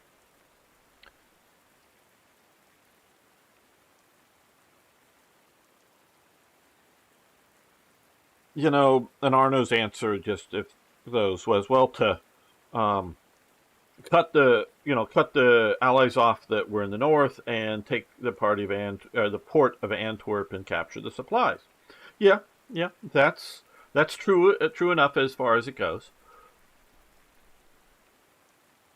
But to a point, I'm wondering, what is the objective, or I mean, that is sort of the objective. What is the goal of the whole operation?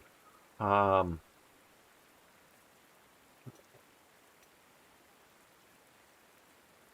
think we will just continue to defend here.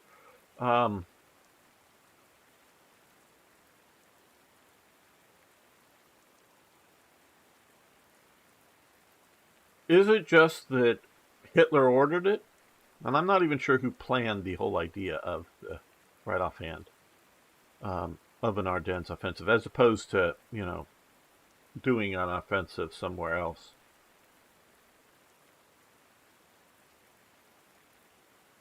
Yeah.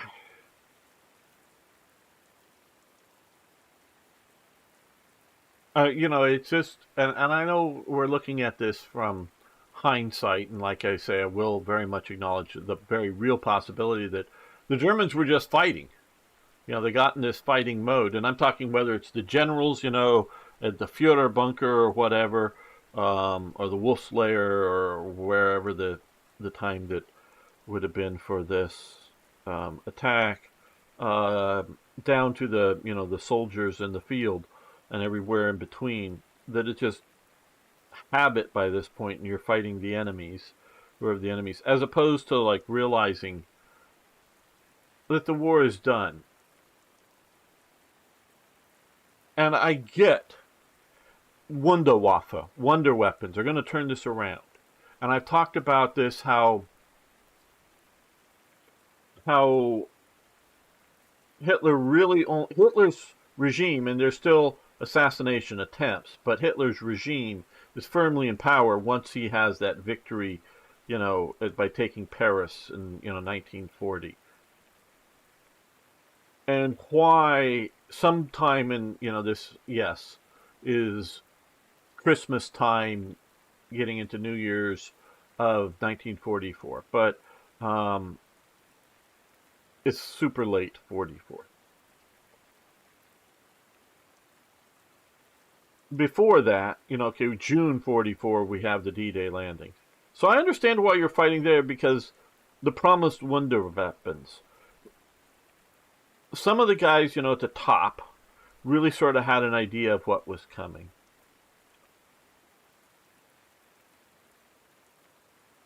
And they should have known it wasn't going to be enough. The guys sort of at the middle, and those are just like division generals. I'm counting guys at the middle, and corps generals, guys that are, and their staffs and all these people. They're seeing some wonder weapons. Is the Panther a wonder weapon?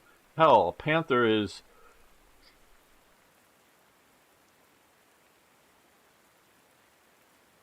comparing a Panzer III of 1940 and all the other tanks of 1940, I know you're starting to get very early in production, not seeing it, but the T-34. But let's, push the T-34 and the KV sort of aside. If you're looking at the BT-7 and earlier BT Soviet tank series, and you're looking at the, the T-26 light tanks and the T-35, the big sort of jumbo land battleship kind of tanks of the Soviet Union, Panthers would just clean those things up. I mean, hardly get scratching the paint on them.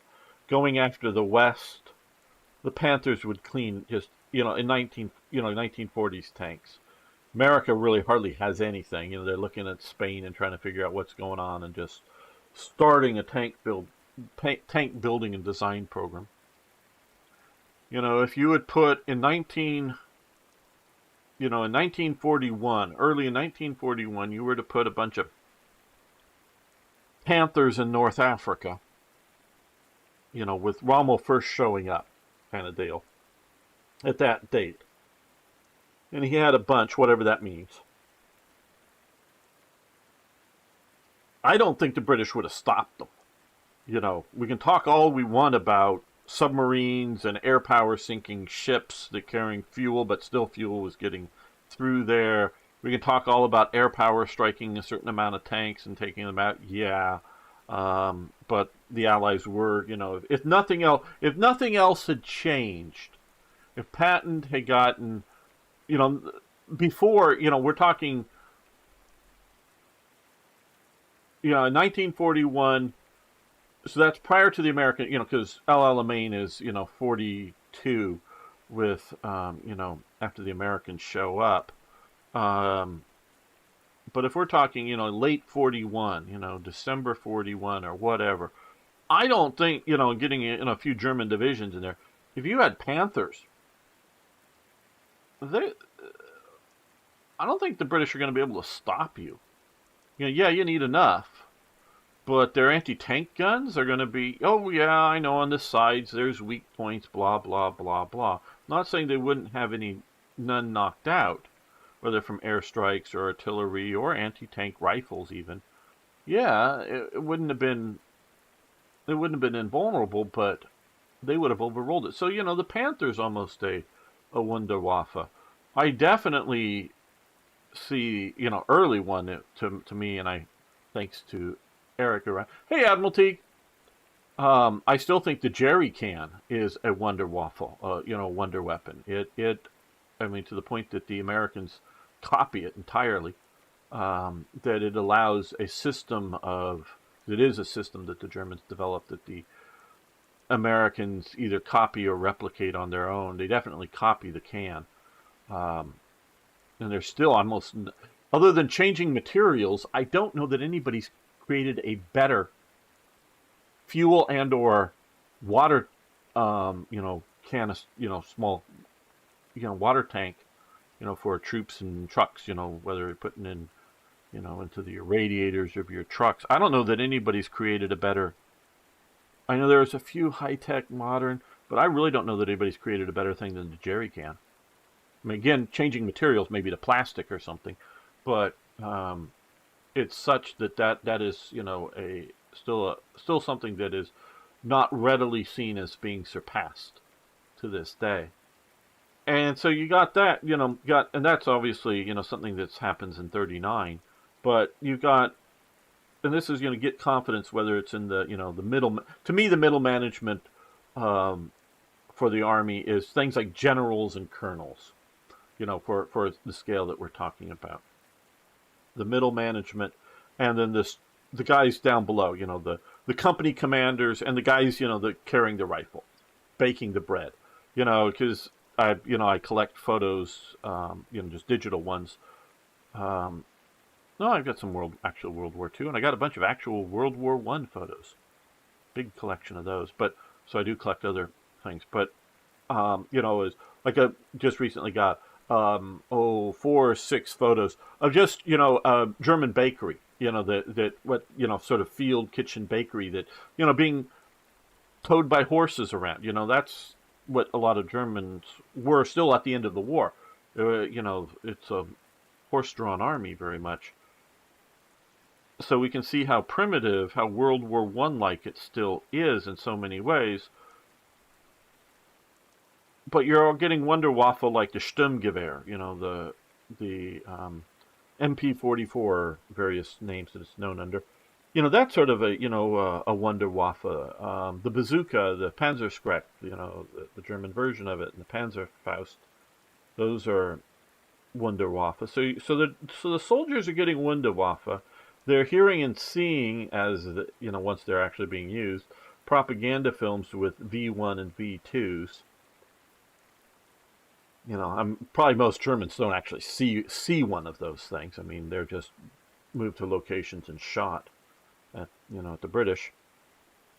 And again, they're probably not seeing many of the Messerschmitt jet fighters, but they're there, and they're hearing about them. So I get that buying time to get these into production in like June or July 1944, because remember, the day before D-Day, June 5th, the Allies take Rome. So it's already seen that the Germans cannot eject the Allies from Italy. There's actually some sort of propaganda leaflet that was dropped over the Allies in Italy that showed the war lasting, I don't know, until like 1948 with, retire, behind lines up the Italian peninsula.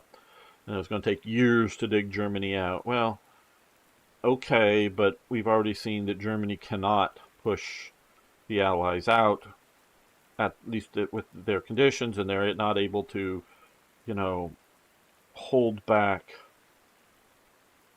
the Soviets effectively, and they're losing, they can't eventually push them out of D-Day. Yeah, I get at that point, that, oh, hey, if we just hold them here for another 6 months, another year,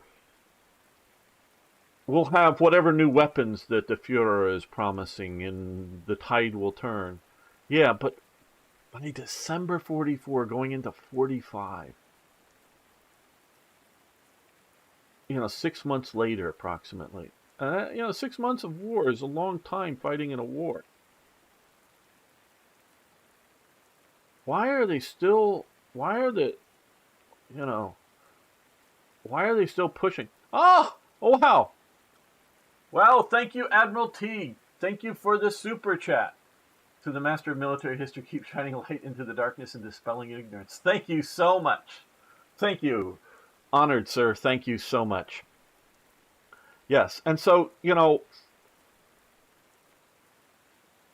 you can also look at film footage at the end of the war, in which the Germans are actively shooting artillery at and fighting the Soviets, while walking across the bridge, other Germans are handing rifles over to the Americans. So they're still fighting. So I get fighting the Soviets at that point, because it's not just fighting for their lives or fighting because it's habit, that we might say Ardennes Offensive is just habit. They recognize the war is done, so they are, and I recently found a photo, of them crossing a bridge, and the Germans are sort of having trouble climbing over mountains of, rifles and submachine guns with the magazines still in them, so I don't know if the magazines are loaded, just, on the ground, and, cartridge, because they're, make them leave their cartridge. You can keep your belt, but take your, because I'm seeing the, just the leather cartridge boxes on the ground from, the belt boxes. Just don't keep those. You can keep your belt if you want to hold your pants up or whatever, fine. And so the Americans are sort of clearing the guys out to come out. And they're being very peaceful, and maybe they're out of ammo, but we also see civilians coming out. So we sort of kind of know that the Germans are actively fighting the Soviets, and the Americans are not shooting at the German positions that are firing at the Soviets. The Americans are not, and you could easily, the Americans, I'm sure, could have easily called in airstrikes or artillery firing onto the, because you can spot some of these artillery batteries firing off, going off onto the positions. But they're letting the Germans fight the Soviets, while the German soldiers and civilians, this is maybe the key here, are actively surrendering to the Western Allies. So they're willing to die in the last moments, days, hours, whatever it is, of World War II to get German civilians maybe out of Soviet occupation, allow other German soldiers to not, maybe, because they don't know, because obviously they don't know if they're just going to turn all of the German prisoners over to the Soviets to handle, but they're hoping not. So they're hoping the Germans, that soldiers that get out will have a better time in either British or even better time in French captivity than the Soviet captivity. And I think also, to a point, you see the Germans realizing that, because I don't know, that they're trying to shape the peace, and they're trying to, at some point, Germans really stop resisting in the West, not entirely, because there's still the mostly Hitler Youth types that are, and they're called werewolves. You can look in some of the videos. The Germans, both metaphorically, many metaphorically, maybe most metaphorically, and some literally, believe in werewolves and vampires. Werewolves were good. That goes back to, the Teutoburg Forest and the werewolves protecting or helping the Germanic tribes fight the Romans. Sort of myth and legend. And then they, have that sort of mythology, as well as seeing that stuff. And vampires as being evil Easterners, and maybe literal, I'm still trying to figure all this out. Bram Stoker's kind of blood-drinking vampires. But they definitely, some of them believe in genetic vampires. And we can maybe spell something out. Jew, that they thought of them as sort of genetic mixing vampire type weakening. So they see in their mythology, werewolves is good, vampires is evil. And so you get a lot of, stay behind Hitler Youth types that are, 14, 16 years old that still, believe in all the doctrine, all the dogma. So yeah, I understand why these kids are, doing last-ditch fighting as the Americans are occupying the West. And those go on for like a year or more after the war is over, that there's still these little outbursts of guerrilla activity that's not talked about a lot. But that did go on. I understand that. But mostly after, it collapses, the Germans realize this. And so they're fighting the Soviets to allow most of Germany to be occupied by the Western Allies. So I get why they're fighting the Soviets, why they're actively doing offensives and counterattacks in the East. But I still don't entirely get the West. And let's see what Admiral Teague's been saying while I've been ranting. Was the Western Allies' mindset we might be fighting the Reds in a month? Well, okay. Again, you have, and I don't know this, they were fighting the werewolves more than anything else in the final year. Yeah. Oh, yes. They forgot. Yes. Oh, I know. And one of those kids grew up to be a prestigious religious leader. So it was, oh, yes. Oh, yeah, a good friend of mine, was a German who I got to know very well. He, was maybe a bit young for even the werewolves type thing, but grew up in the Hitler Youth. And he got very impressed with his Scottish occupiers, so he was really fascinated by Scottish culture and involved in a Scottish cultural group that I was involved in, although being entirely German. But he loved things Scottish. So yes, I've talked to, Hitler Youth grew up people. I mean, he completely obviously flips, into liberty in America and Nazis be bad and all that stuff. But so yeah, but that's just small intermediate.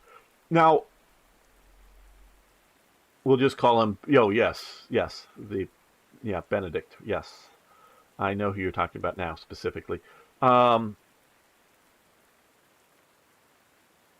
That,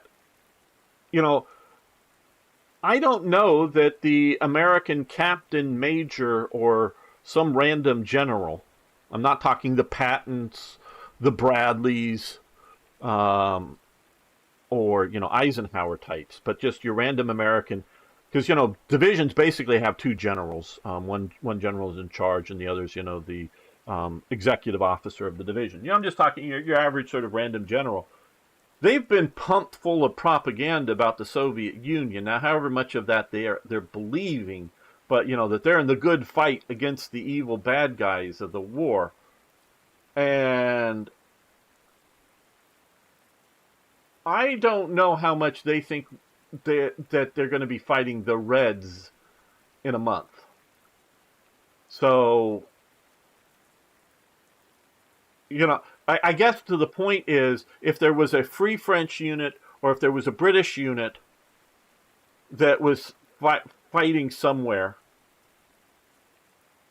they would have definitely, I think, been supporting them.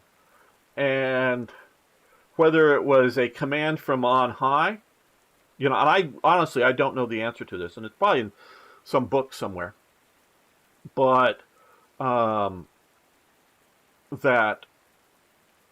whether it was somebody like Patton or Montgomery or, obviously, because Montgomery is continuing to, at least, I don't know if always, but still commands various American units as they're pushing into Germany. And this is specifically some American units that I've seen. Or somebody like Bradley, is telling the troops not to engage targets on the far side of the river unless you're being shot at. Because I know, of course, the Americans, because this was still before the, Donitz had, surrendered Germany officially, at least to the Western Allies. Whether they were under orders not to shoot across, river unless target, because obviously they would return fire. The Americans we're in no mood to take casualties to just obey some silly, like, don't shoot across the river, with artillery or something if they're being targeted. So, yeah, I don't know. I just, it could be just the simple answers is, why are they fighting? Because they were told to. Why did the middle management believe it? Because, hey, Wunderwaffe were real.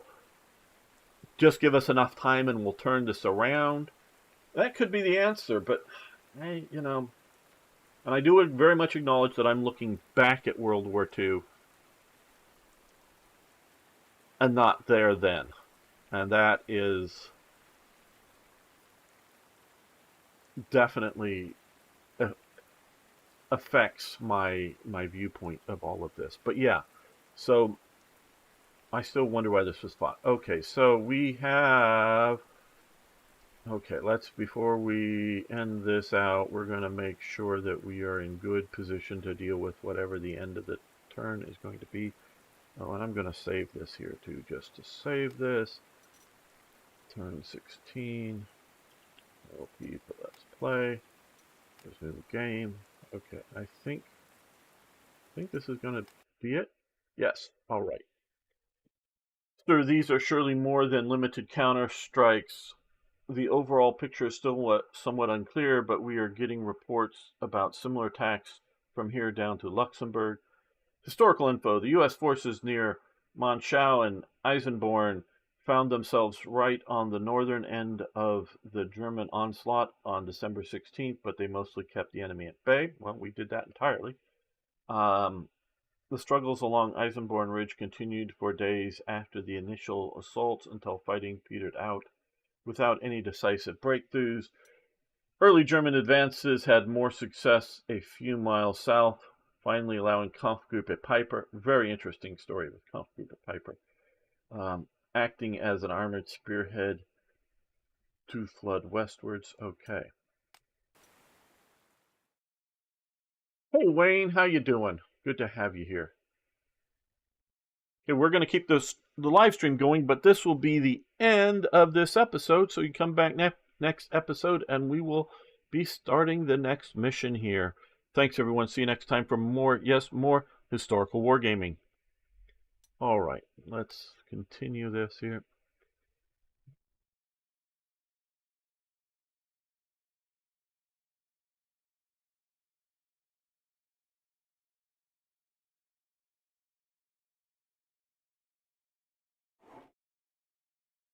The big picture. No sign of clear skies yet, sir. I guess the Germans gambled that their armor could run amok when Allied air power remains grounded. However, here is what we know for sure. Now, there was a big German air offensive that also had trouble with the air planned for this campaign. Ah, you're about to go to bed? Okay. Not sure what part of the world you're in, but good.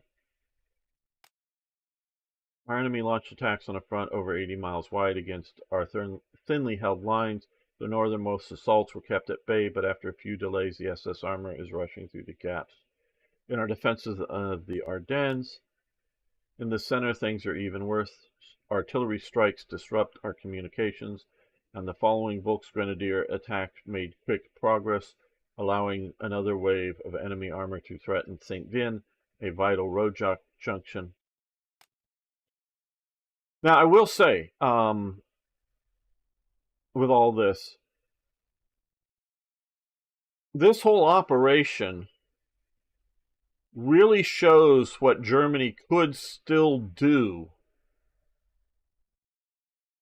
in World War II. With all the things going bad, with all the collapsing on various fronts, they were still able to organize up the German, found a bunch of Germans that speak English convincingly, and other Germans that just sort of, can speak it, but not, speak it like, Hogan's Heroes German, meaning with a heavy German accent kind of thing, but would listen and understand, so let somebody else do the talking. But if some American walks up to you and asks you for a cigarette, you know what he's doing, so you pull a cigarette out of your pocket. Kind of basic language capability, and get those guys in to cause chaos and confusion. They organize up so much for, the Ardennes Offensive. It really shows you what they still could do this late in the war. Because I sort of consider that, obviously this is starting around, Christmas time, so it's still 44, but I sort of think of this as the truly end of the the beginning of the true end here of Germany, and sort of the 45 war. Slower Wehrmacht formations are moving through Luxembourg to shield the armored spearheads. The German offensive threatens to split Allied forces across the Meuse River, may even try to reach the vital port of Antwerp. Delaying the enemy onslaught near St. Vin has now top priority due to rapid German advance. The bulk of the 106th Infantry Division may be cut off in the Shell Eifel soon, one of the few areas directly at the Siegfried Line we control. Remaining elements of the 7th and 9th Armored Divisions need support urgently, so our forces are brought to bolster their defense. Hold St. Vin's, but make sure you don't get outflanked by German armor. Set up ambushes in the forest areas to deal with panzers if possible. But make no mistake, this will be tough. Okay, primary objective, hold St. Vin. Hold 2 more victory hexes somewhere. Optional, destroy a heavy tank unit. This awards a bonus unit. Okay. The AI moves first. Got hooked on War Thunder. No, oh, you're North Queen. Oh, okay, Wayne. Maybe you've said before, but I did not know that you were down under. Okay, cool. I have a few viewers from down there, but not many. Hit and run when attacking enemy units with lower initiative. Do not shoot back. Okay. They're still giving us pilot type stuff. Some of those fake MPs were Americans who just dug the Mustache Man they showed us in Masters of the Air, which ran out of gas episode 4. It's only okay. Okay, thanks for the review of that. I know you had been watching.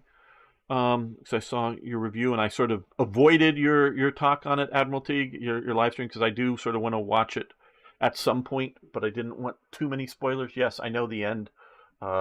Germany loses, but yeah, I'm already spoiling this here.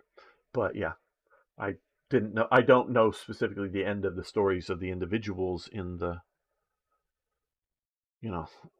the series yet, because I haven't watched it at all. But thank you for that. It's just okay. That means that sort of to me means it's worth watching. It's not like completely woke trash or some crap like that. Because you would tell me if it was that, I'm sure. Okay, so well, while it's cheap, we're going to upgrade all of the or not or reinforce all of our units. Okay, we have potential to get some more forces here.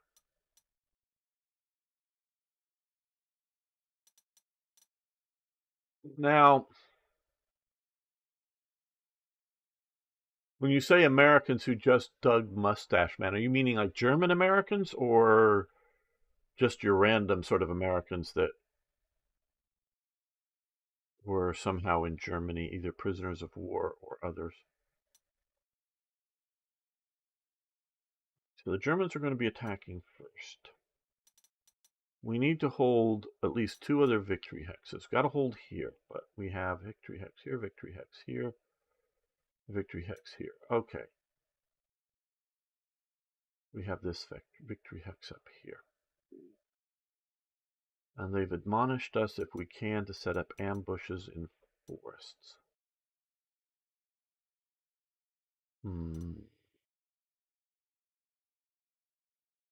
That may be with some of our withdrawing personnel. I think this is across a fordable river here.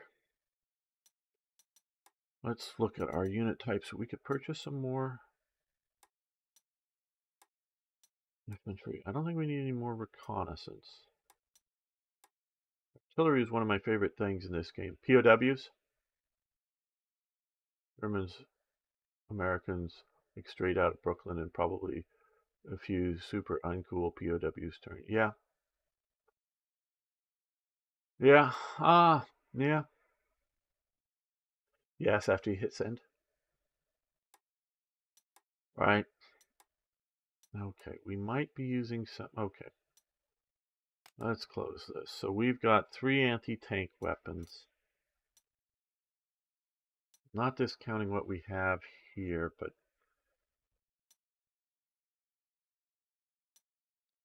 I'm definitely one for when you can to save what can be saved and abandon what.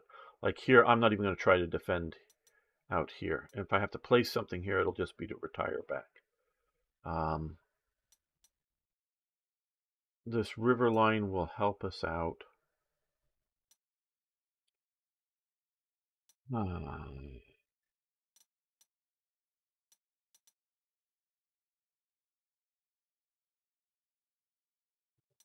10 points. That's 10 slots, as it were. So that's like, so we could do 2 of these guys or 3 of these guys and 1 other thing or whatever. So, but we're going to leave. That's the crocodile, I believe, is a flame-throwing Sherman. The crab is the anti-tank clearing.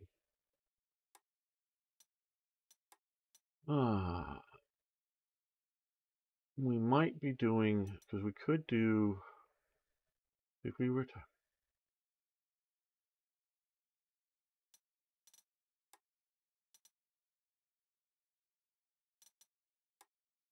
so here with this has pretty decent anti-armor capabilities, the 155 or the 8-inch. So it can attack, and we have 1 of these. That's at 6. Oh, before I forget, I wanted to come in here and unassign this as a provocateur.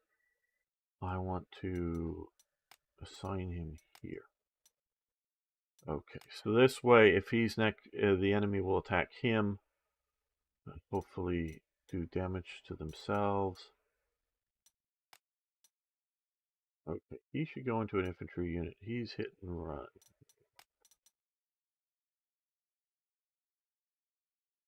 Rangers? They've been doing pretty good for us. Aggressive counterattack, fast entrenchment, first aid. Yeah, okay, we'll do that. If they got to hold out, that's a good for that. Good night, Wayne. Have a good sleep. I don't know if it's because you're saying sun's coming up. It's not evening there, but yeah. He's gonna with her double attack. Okay, well we've got 4 artillery pieces as it is, and I do have a tendency to go artillery heavy. Just seeing that, and they do have a truck with them, so I might be able to get him out. Some of these units like that does not have a truck, so he can't probably be withdrawn in time. He doesn't either have a truck. We're gonna pull back to here.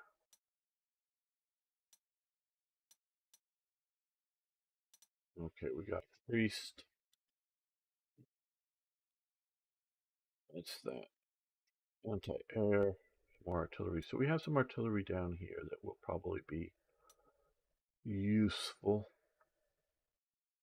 in holding. So,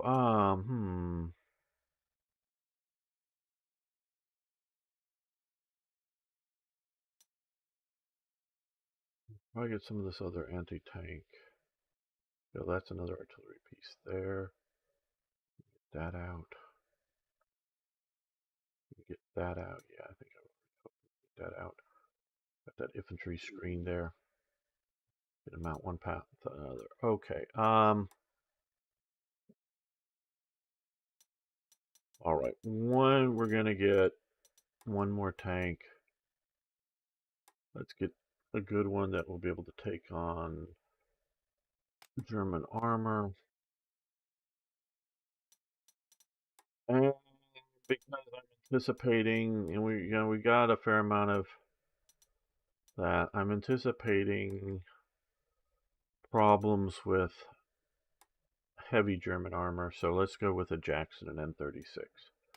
There we go. That's again upgrading our forces.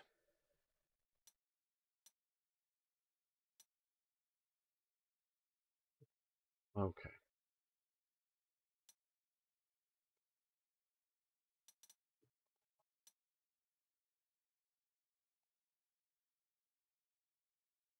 All of our forces are motorized, so that's good. Oh, these Rangers aren't. Ooh, well, I'm not gonna... Okay, we'll stick them in...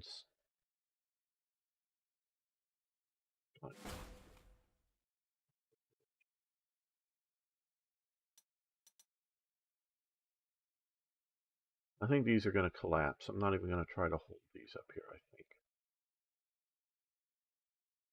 Because we're going to see this first turn, these 3 German infantry, the reconnaissance, and whatever's coming back here is going to slam right into that. So I think we're going to plan a defense around here. Let's put in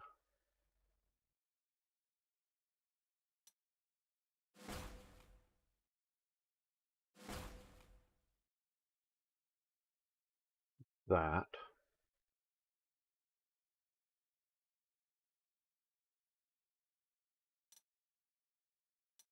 Big heavy artillery piece there that we can shift around some. We'll probably hopefully get him out, but we're going to not entirely count on some artillery there. And we want to hold this village here, so let's go with this heavy weapons unit, which we could probably bring up in time. Now down here we got another heavy weapons unit, some artillery.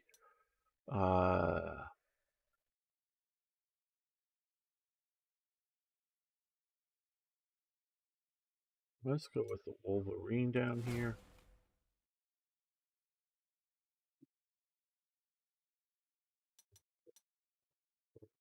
Middle reaction purposes, we'll put that there.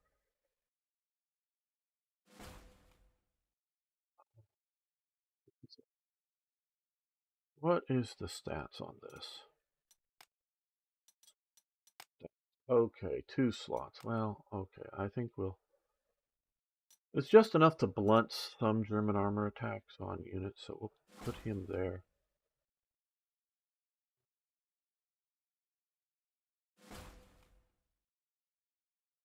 But we got some really good engineers here.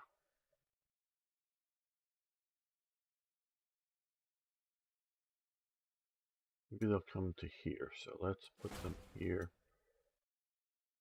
Additional infantry, put them here to get them move forward. And this. Oh, the terrain actually, look, they should have made the hills more pronounced. This, yeah, I'm quite honestly, like I said, officially noted, I am a paid shill for Slytherin. They're not paying me to do this particular live stream. They did give me the DLC for free, and I have and will be streaming this and other games for them on their channel. So, but I'm a little disappointed that the scale is maybe not keeping as consistent as I want. Now, we do have a fair amount of hills here. But I don't know, and I agree with you. Now, also, I don't know. It's obviously hex-based, and how much should be clear versus hills versus forest with hills, that kind of thing. So, all right.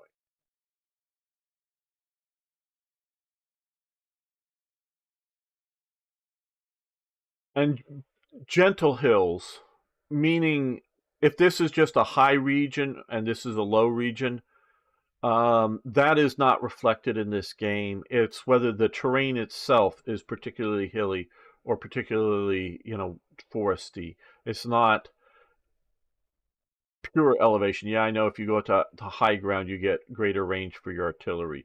But it's really more, are you in the hills or not? Not is this ground higher than this ground, elevation-wise. It is just sort of the way that this game works. All right, well, let's save this in case I messed up something bad before the start here. Okay.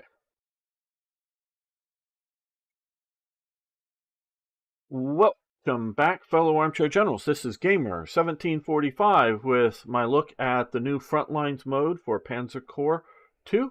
And we're, of course, looking and talking about the Battle of the Bulge here, and we are the Americans. And that's another thing that I'm really glad that they did. Even though this game is called Panzer Corps, meaning German armor, you know, I'm really glad that they're now making it playable from the Allied side. There's just, you know, probably the scenario should be reworked if you're going to simply have the same scenario but playable from the ally side in the base sort of game. But I really like that they're not just making this a German side playthrough. I'm glad that they did the Axis Operations DLCs because those are really cool. But oh, we've got more heroes to assign. Okay. What? Okay. Let's see. Who did I forget heroes-wise? Okay. Oh, hit and run. Okay, so this is when attacking enemy units with lower initiative, do not shoot back. Okay, so it's not a complete, oh,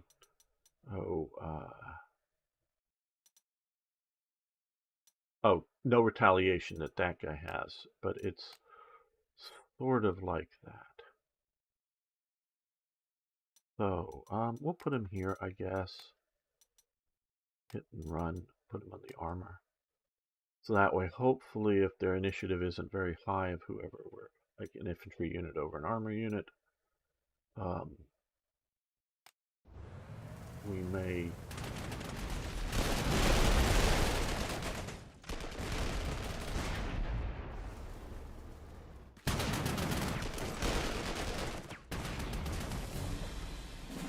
Well, more survived than I thought would. You can see some of the interesting armor here. We've got a Panzer IV-J. This is the last-ditch version of the vehicle. They earlier models had both electronic drive for the turret and an auxiliary power unit, meaning a small engine to power that when the main engine's turned off. But this went to just hand crank so that it was cheaper to make. You get it out. It's not so much money, dollar things. And we have Panther G, sort of probably about the best version of the Panther commonly used in World War II. There were some other minor production numbers, but Stug G, again, sort of the last. And a 8 rad. This is 8 wheels with a 20 millimeter anti-tank gun, and they did not take out my Jeeps. So my Jeeps will run away. And hopefully get out. Oh, and we can reinforce. It still had some movement factors. Right. Now these guys here, we can't save this. This is no vehicles and can't move fast enough. But we can probably get everybody. Okay, well, let's see. Okay, these guys can't go. These guys. Oh, the engineer's gonna. Right. Okay. Well, let's see what we can do. And they're already to the south of us here. I did want to save these with their trucks.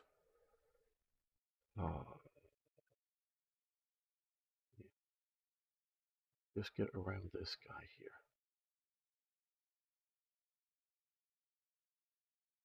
Those are, to me, what is valuable. Okay, we see Germans down here. Like I say, one of the things I admire most is a general who can retreat. These are, I believe, fordable rivers, so okay, well, we might as well shoot. We've got a shot.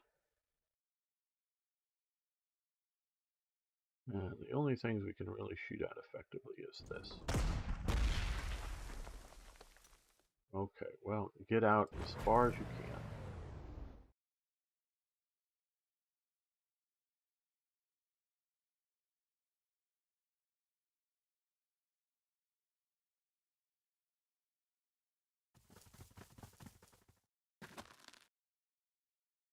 He's in anti-tank mode.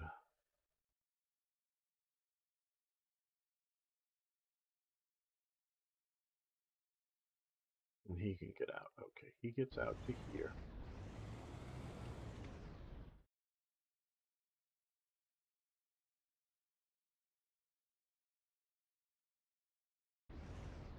he's coming to there. These guys just cannot. Oh, well, maybe.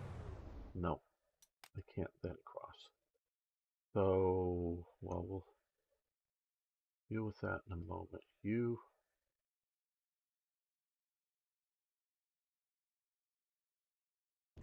come here to delay. You fall back to here. So if these panzers get across and run into this light tank, they'll have some anti-tank. Now we can maybe bring up that to withdraw these guys better, but we'll see about that. Now down here. Okay.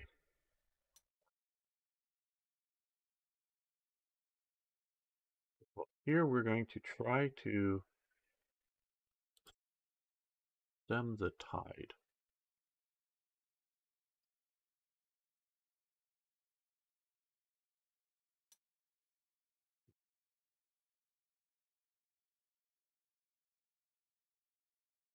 Okay, the Jackson with its big anti-tank gun is going to come here, I think.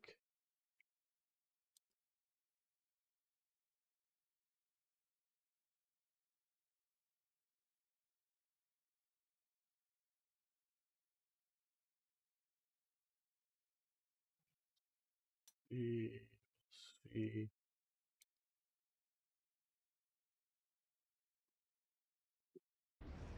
Units that are sitting on rivers don't necessarily have very good defensive. But with that operating there,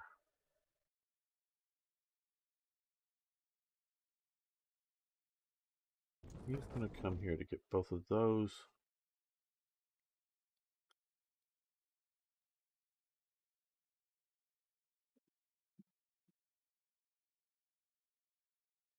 Abilities.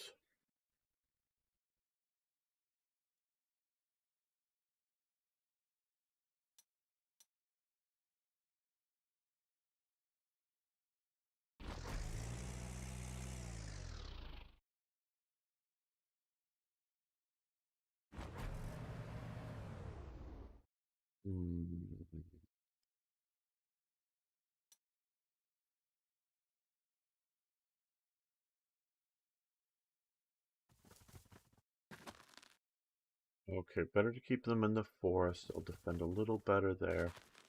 These guys up on the ridge.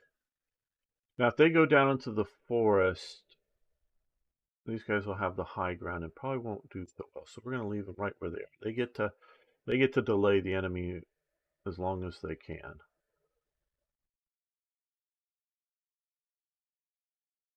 These guys are going to come out into this countryside. And these guys are going to fall back to here.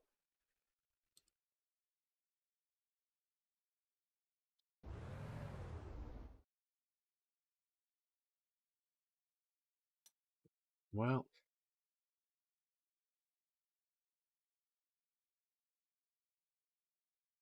I don't think speed-wise they're going to be able to get to here, these Panthers. I don't think.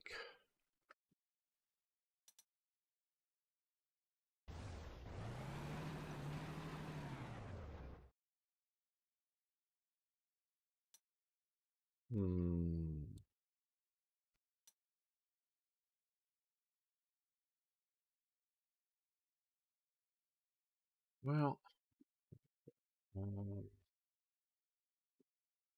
don't think that's going to hurt us.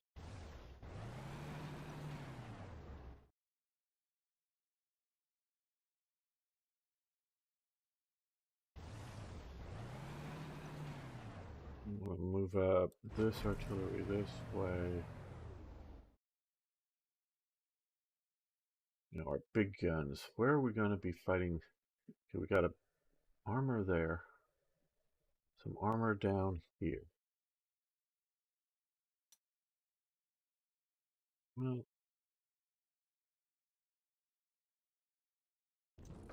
they'll be able to shift around a bit.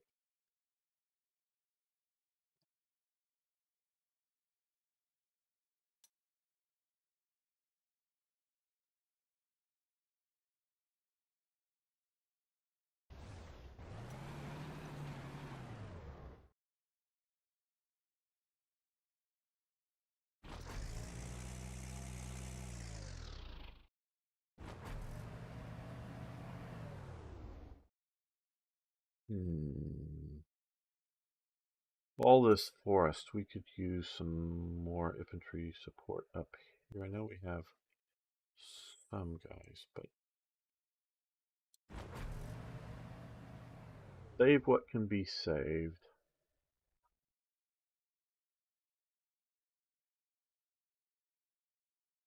Yeah, it just might be delaying enough to get those trucks out, some of the infantry out. Maybe.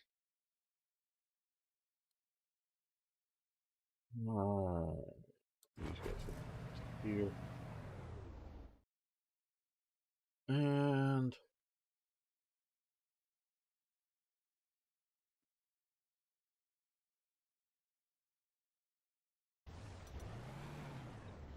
all right. There we go.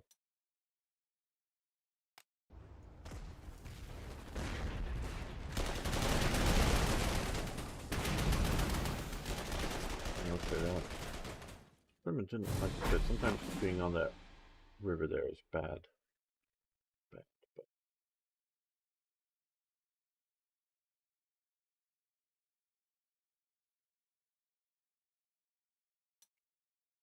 just saving what can be saved. They took out my anti-tank guns.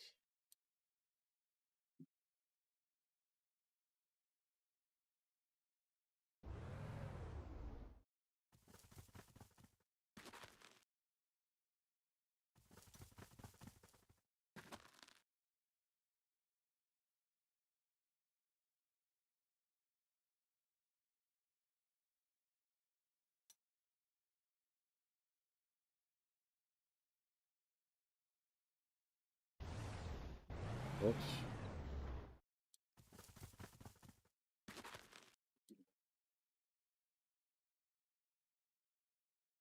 we can shift him there. We can shift him here. Let's just pound him.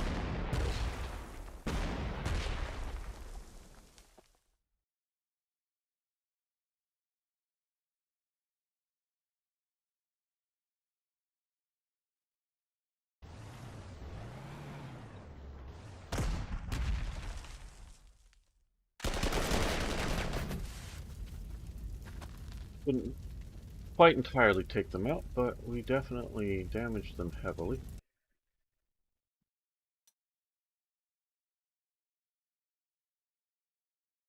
You guys head up into the forest here. You come here and we're gonna watch what. Okay, we got the panther already coming there, so we already know that's happening.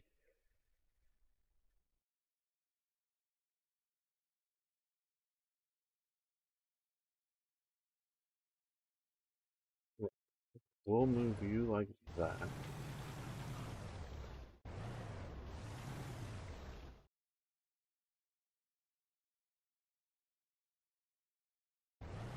We'll move that Wolverine there.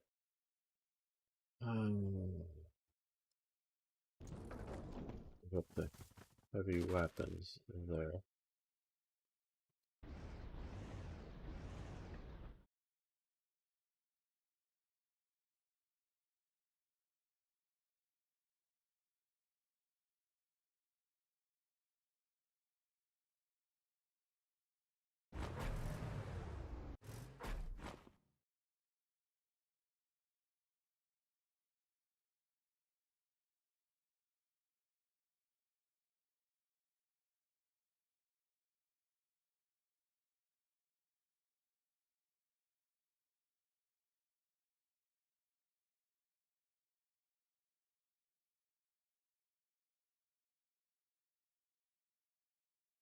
Well, let's try. Not that I think... I don't know that he's going to die this next turn. I don't know if there's... Well, there's potentially enough grief coming in for him. We will do replacements there and there just to make these units a little harder to take down.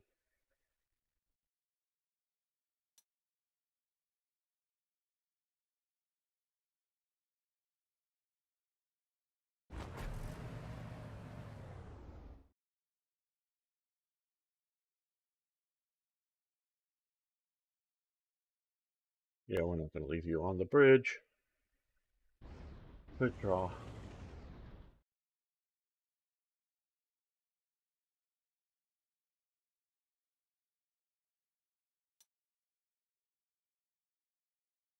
We got as far as they can go. We're getting what we can save. We're saving what we can save. Fortunately, we saw that. So we're going to get some armor up in here with...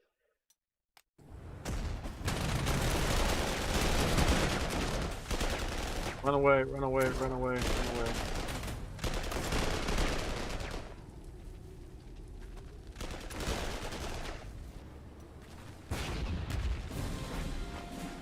Okay, those guys met their end, but we're saving... Okay, say what we can save.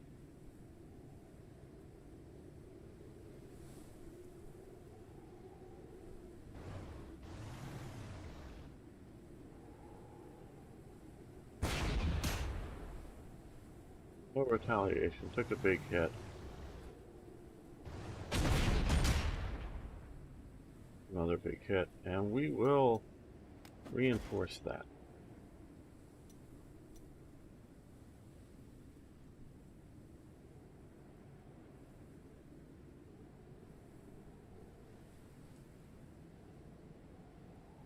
We can get across the river, okay. Well, he has a bit.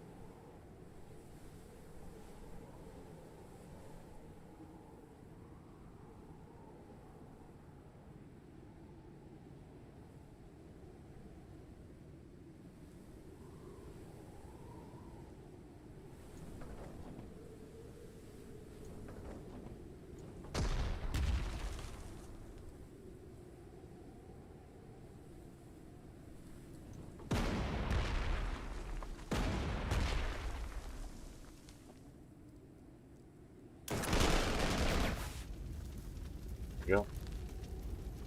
Took care of them.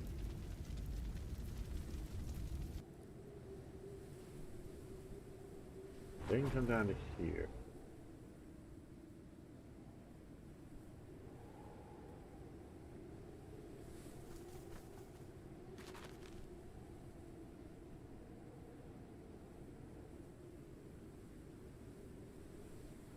Well, I think actually, let's move you to the trees. You'll do your best there. We can come down here and protect this. Oh, no. Come down here then.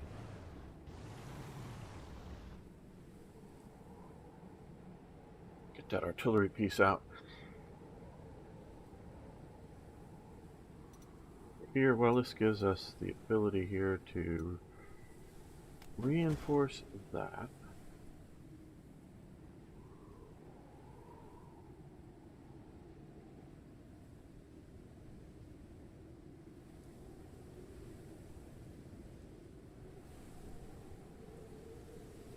We'll move you up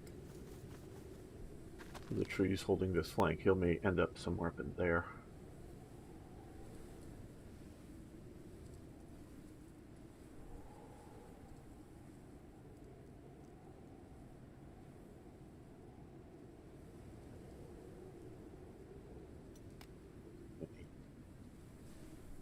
Armed units. Oh, no, wait a minute. He already was anti-tank mode. We're going to keep this anti-tank mode.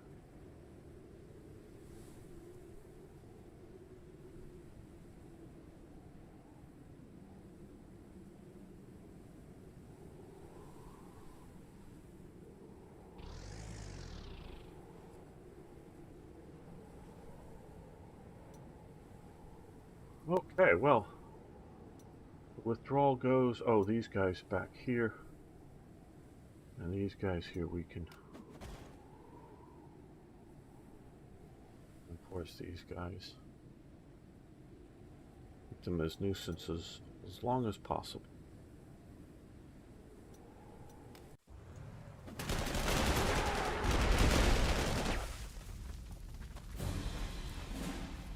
All right.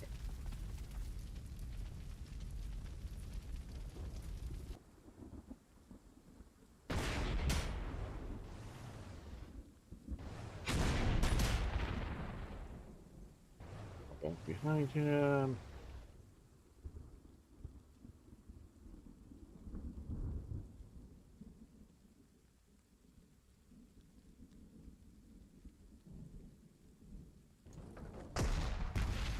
We can fully take out this unit here.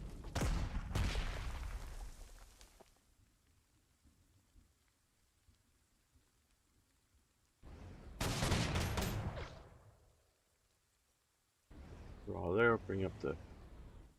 Oh, this is a 105. Okay, well, let's see.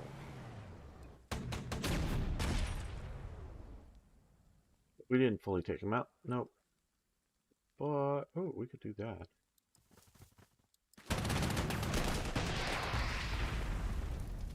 We'll move that just to make sure it doesn't get occupied.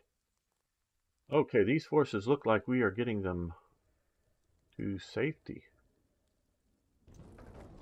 And actually able to shoot at somebody.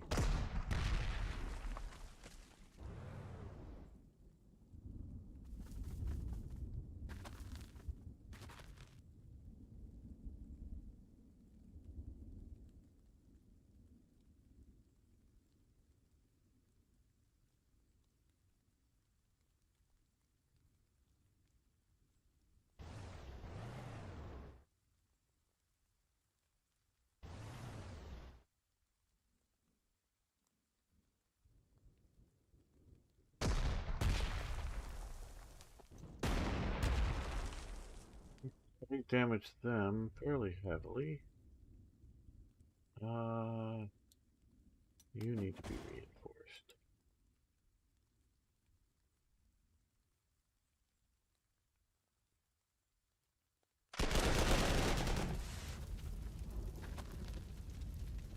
There we go.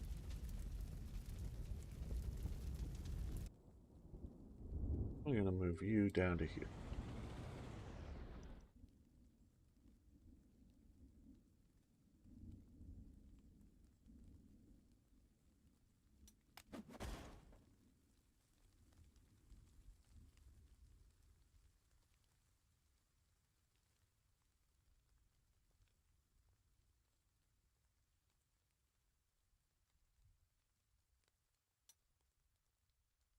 All right. Well, you get reinforcements and don't you just stay right where you're at. Now here, well,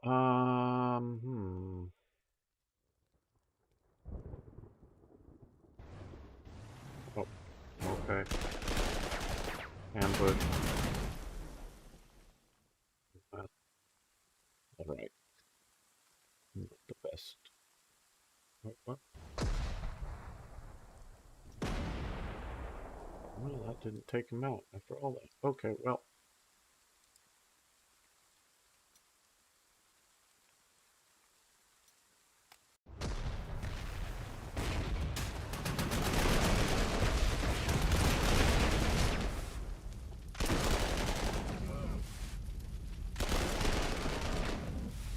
Our engineers are taking it hard here. Okay, they got encircled. We don't like that. We'll get this solved here.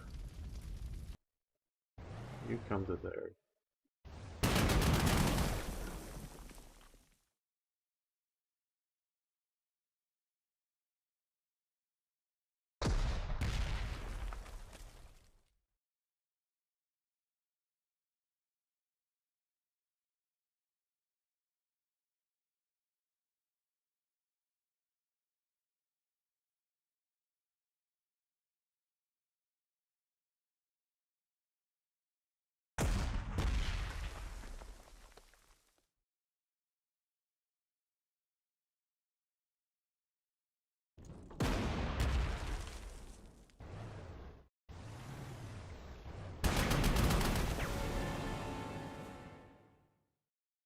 I thought that would have... Oh, it did unencircle you. Okay.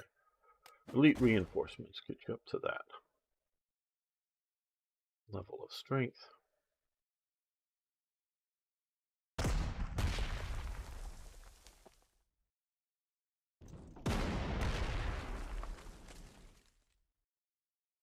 These guys get to the river. Get across the river and, well, we could even come down here and shoot at somebody. We'll think about that. You fall back to here. You guys continue to draw. Ah, we have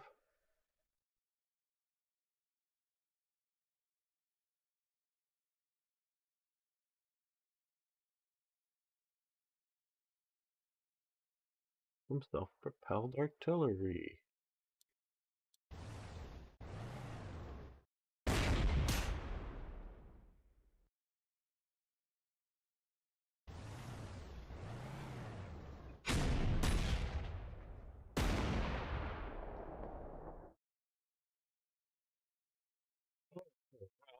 So far, our defenses are seeming to hold here.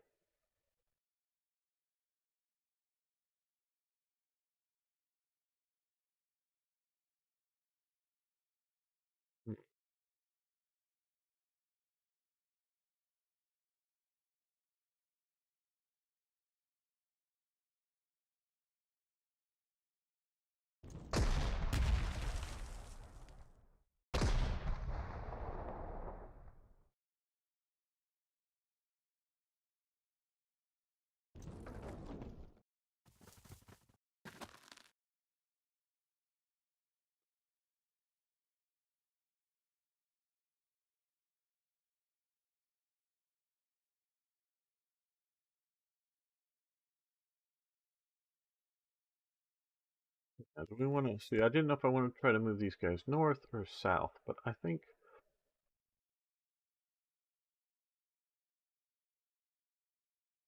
down this way is the best path.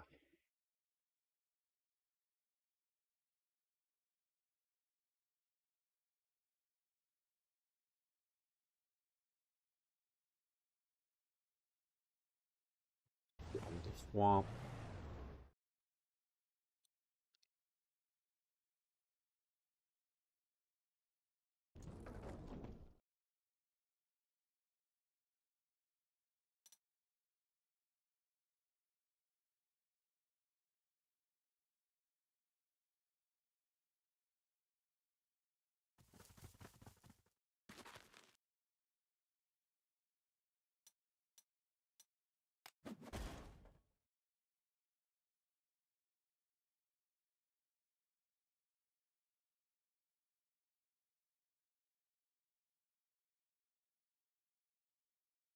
Right.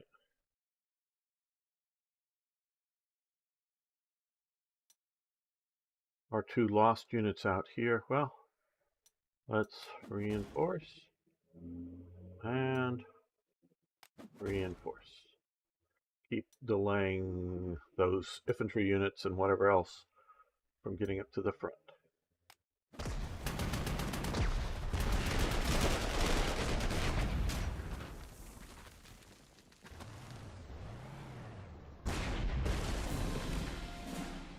What was that?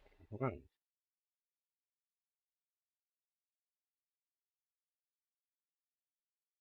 They decided to move into the death trap, it looks like. For some reason, don't know.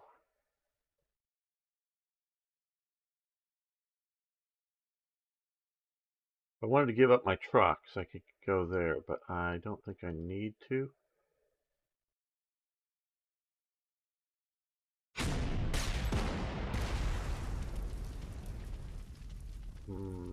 Not quite as helpful as I wanted.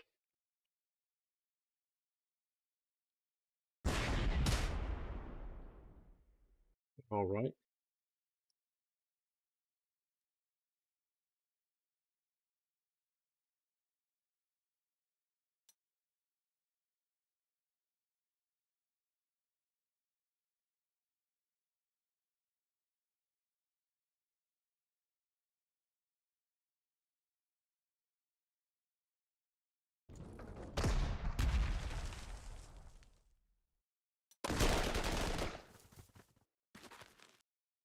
Oh boy. Okay, you come down here and eliminate it. You were supposed to eliminate the unit. Oh, okay. Well, these guys can make it to there. So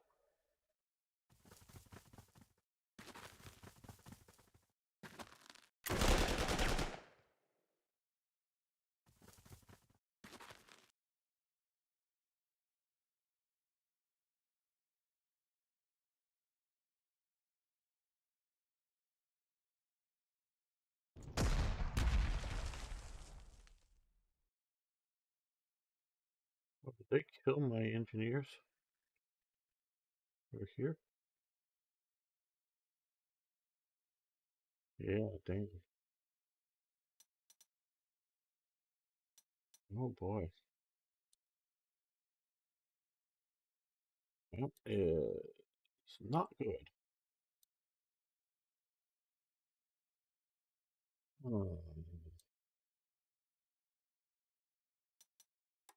I guess I could buy them back, because that's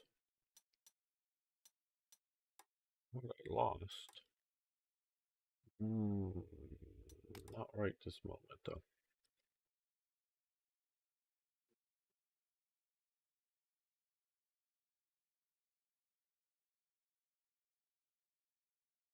Well, we're going to shoot the big gun and the big gun.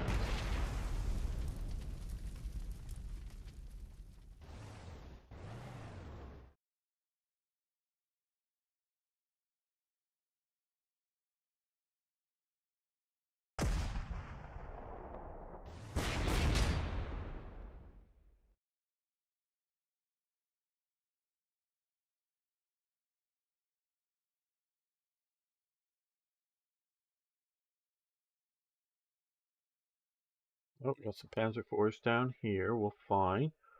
We got that well taken care of here.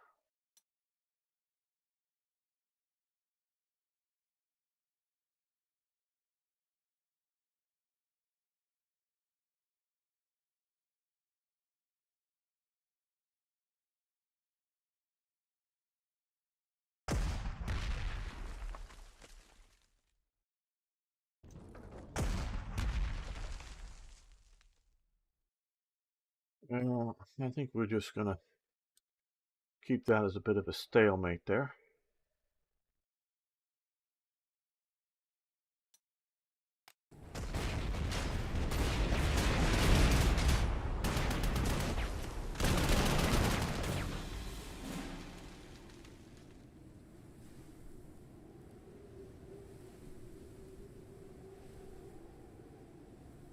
Well, isn't that special?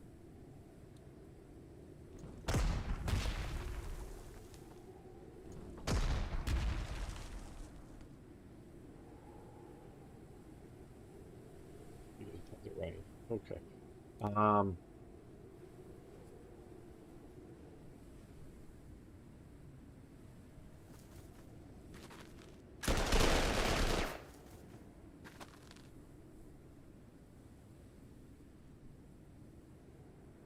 going to withdraw. These guys are going to come here and sort of count on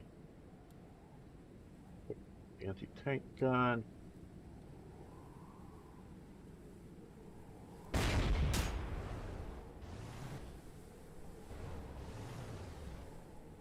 Well,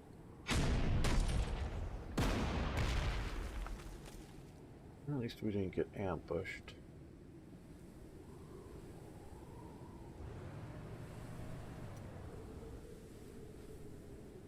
Let's get you out of the river on the far side there. Wow.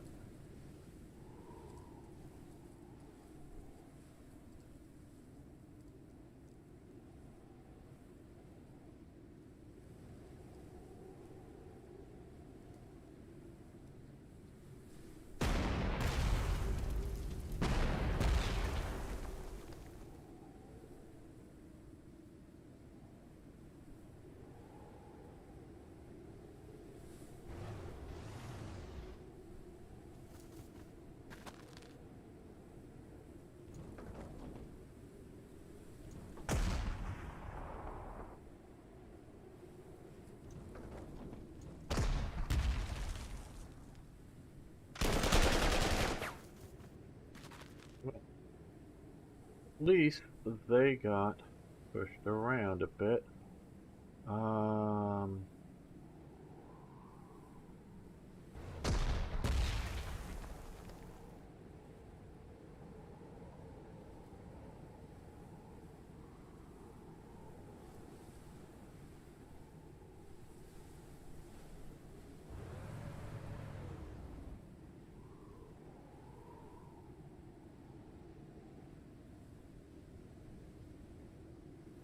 We're going to elite reinforce them. I think a stronger unit is more important than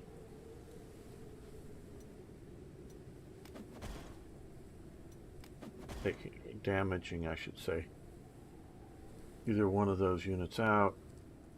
Okay, these guys all fired, yes. That's a no, so we might as well. That thing.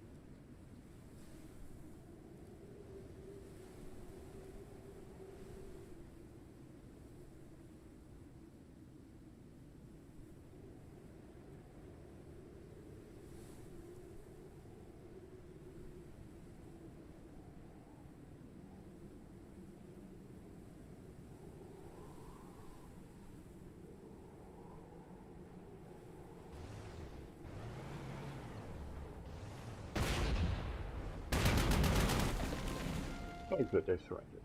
I didn't want them to reinforce and continue to be a nuisance.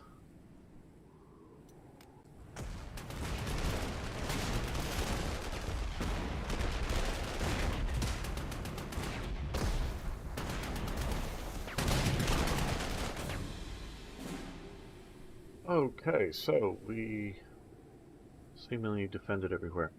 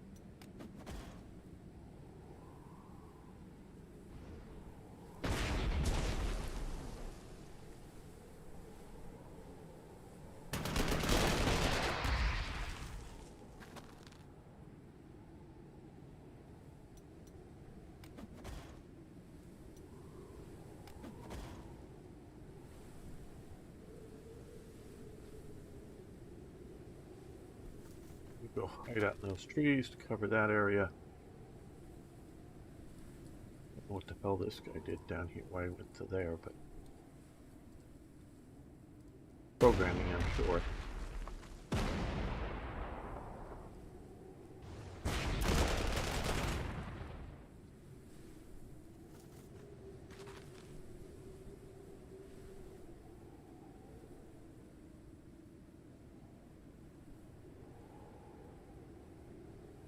Well, now that it's frozen, we're going to have some different effects here, but we should be all right. Meaning the rivers become a little less vulnerable to us.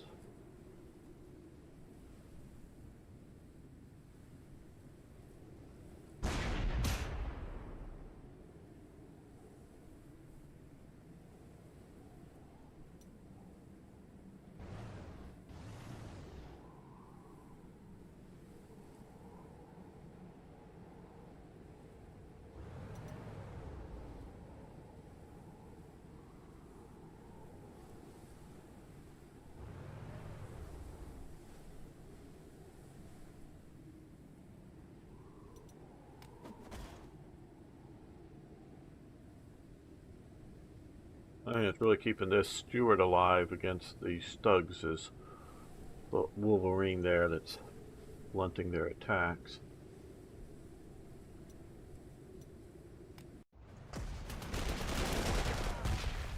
Oh, we got a Brumbar coming up doing in-your-face attacks.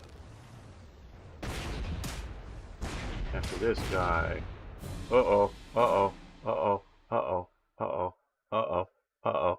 Uh-oh. Uh-oh. Uh-oh. Uh-oh. Royal Tigers.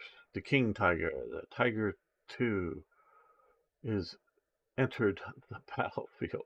Okay. Now these guys. Okay, let's do to him.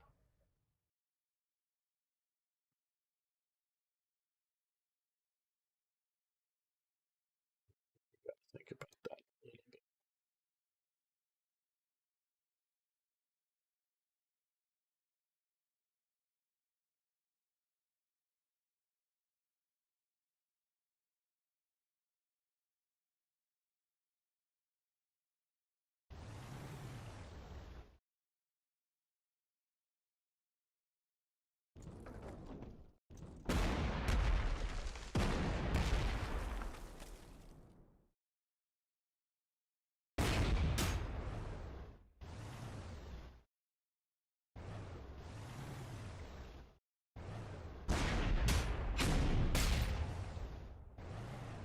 Hmm.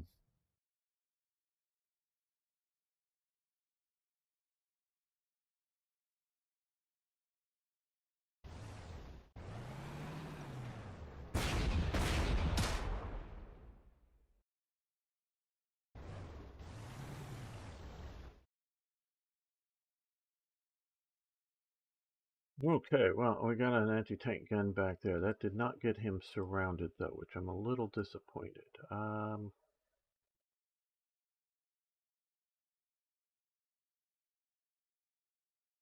That will.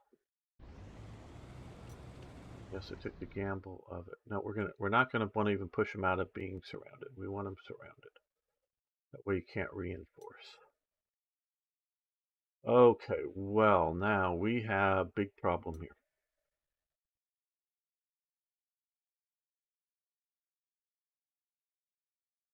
Let's deal with the infantry here.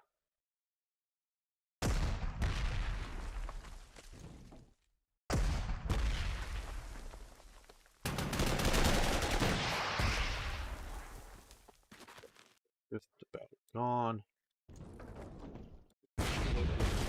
Yes, good. Got time to protect that.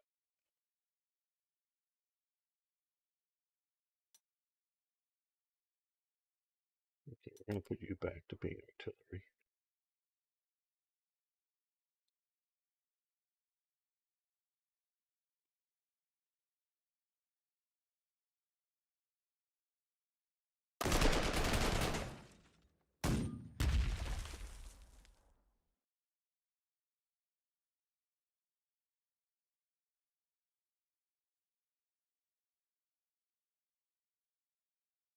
We can get him to here, right? We can get him to somewhere.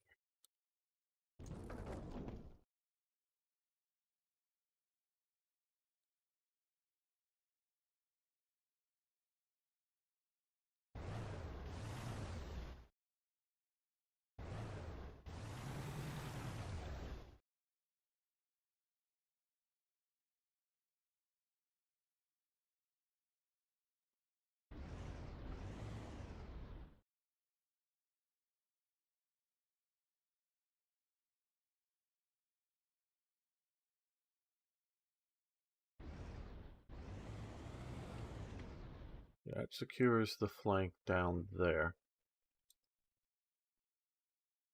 This guy, we're going to send it back up to here.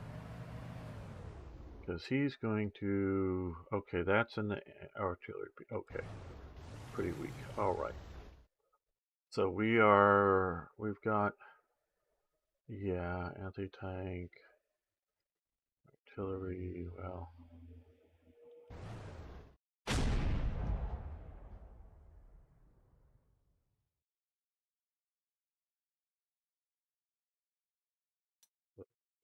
There...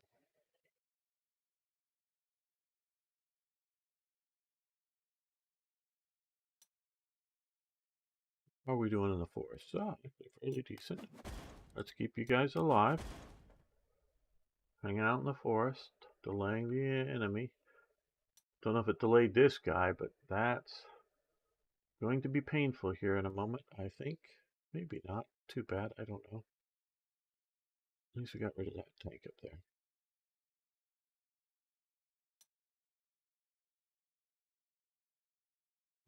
Let's see how this goes. Oh, we're back to green.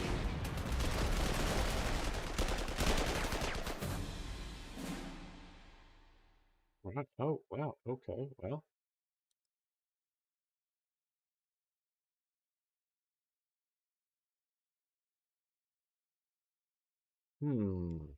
Lots and lots of potential decision making here. Let's move you up to there, up to here. At least keep an eye on anything flanking us. Okay, they've got an anti-aircraft gun and a PaK-40 down here.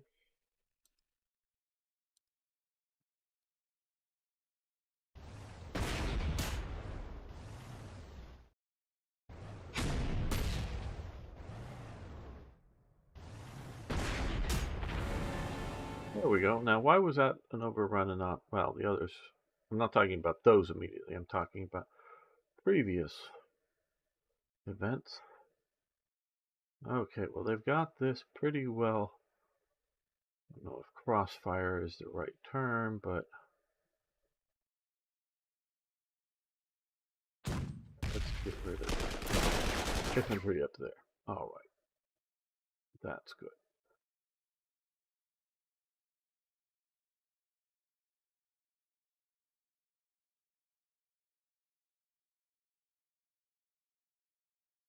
But that's gone. Let's move you.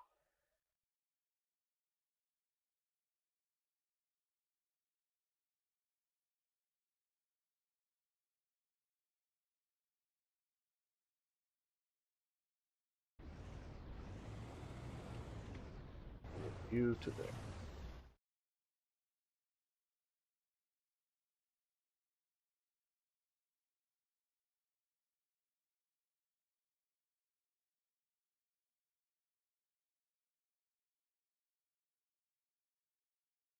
Well, I think we're going to end this episode here. Thank you so much for watching.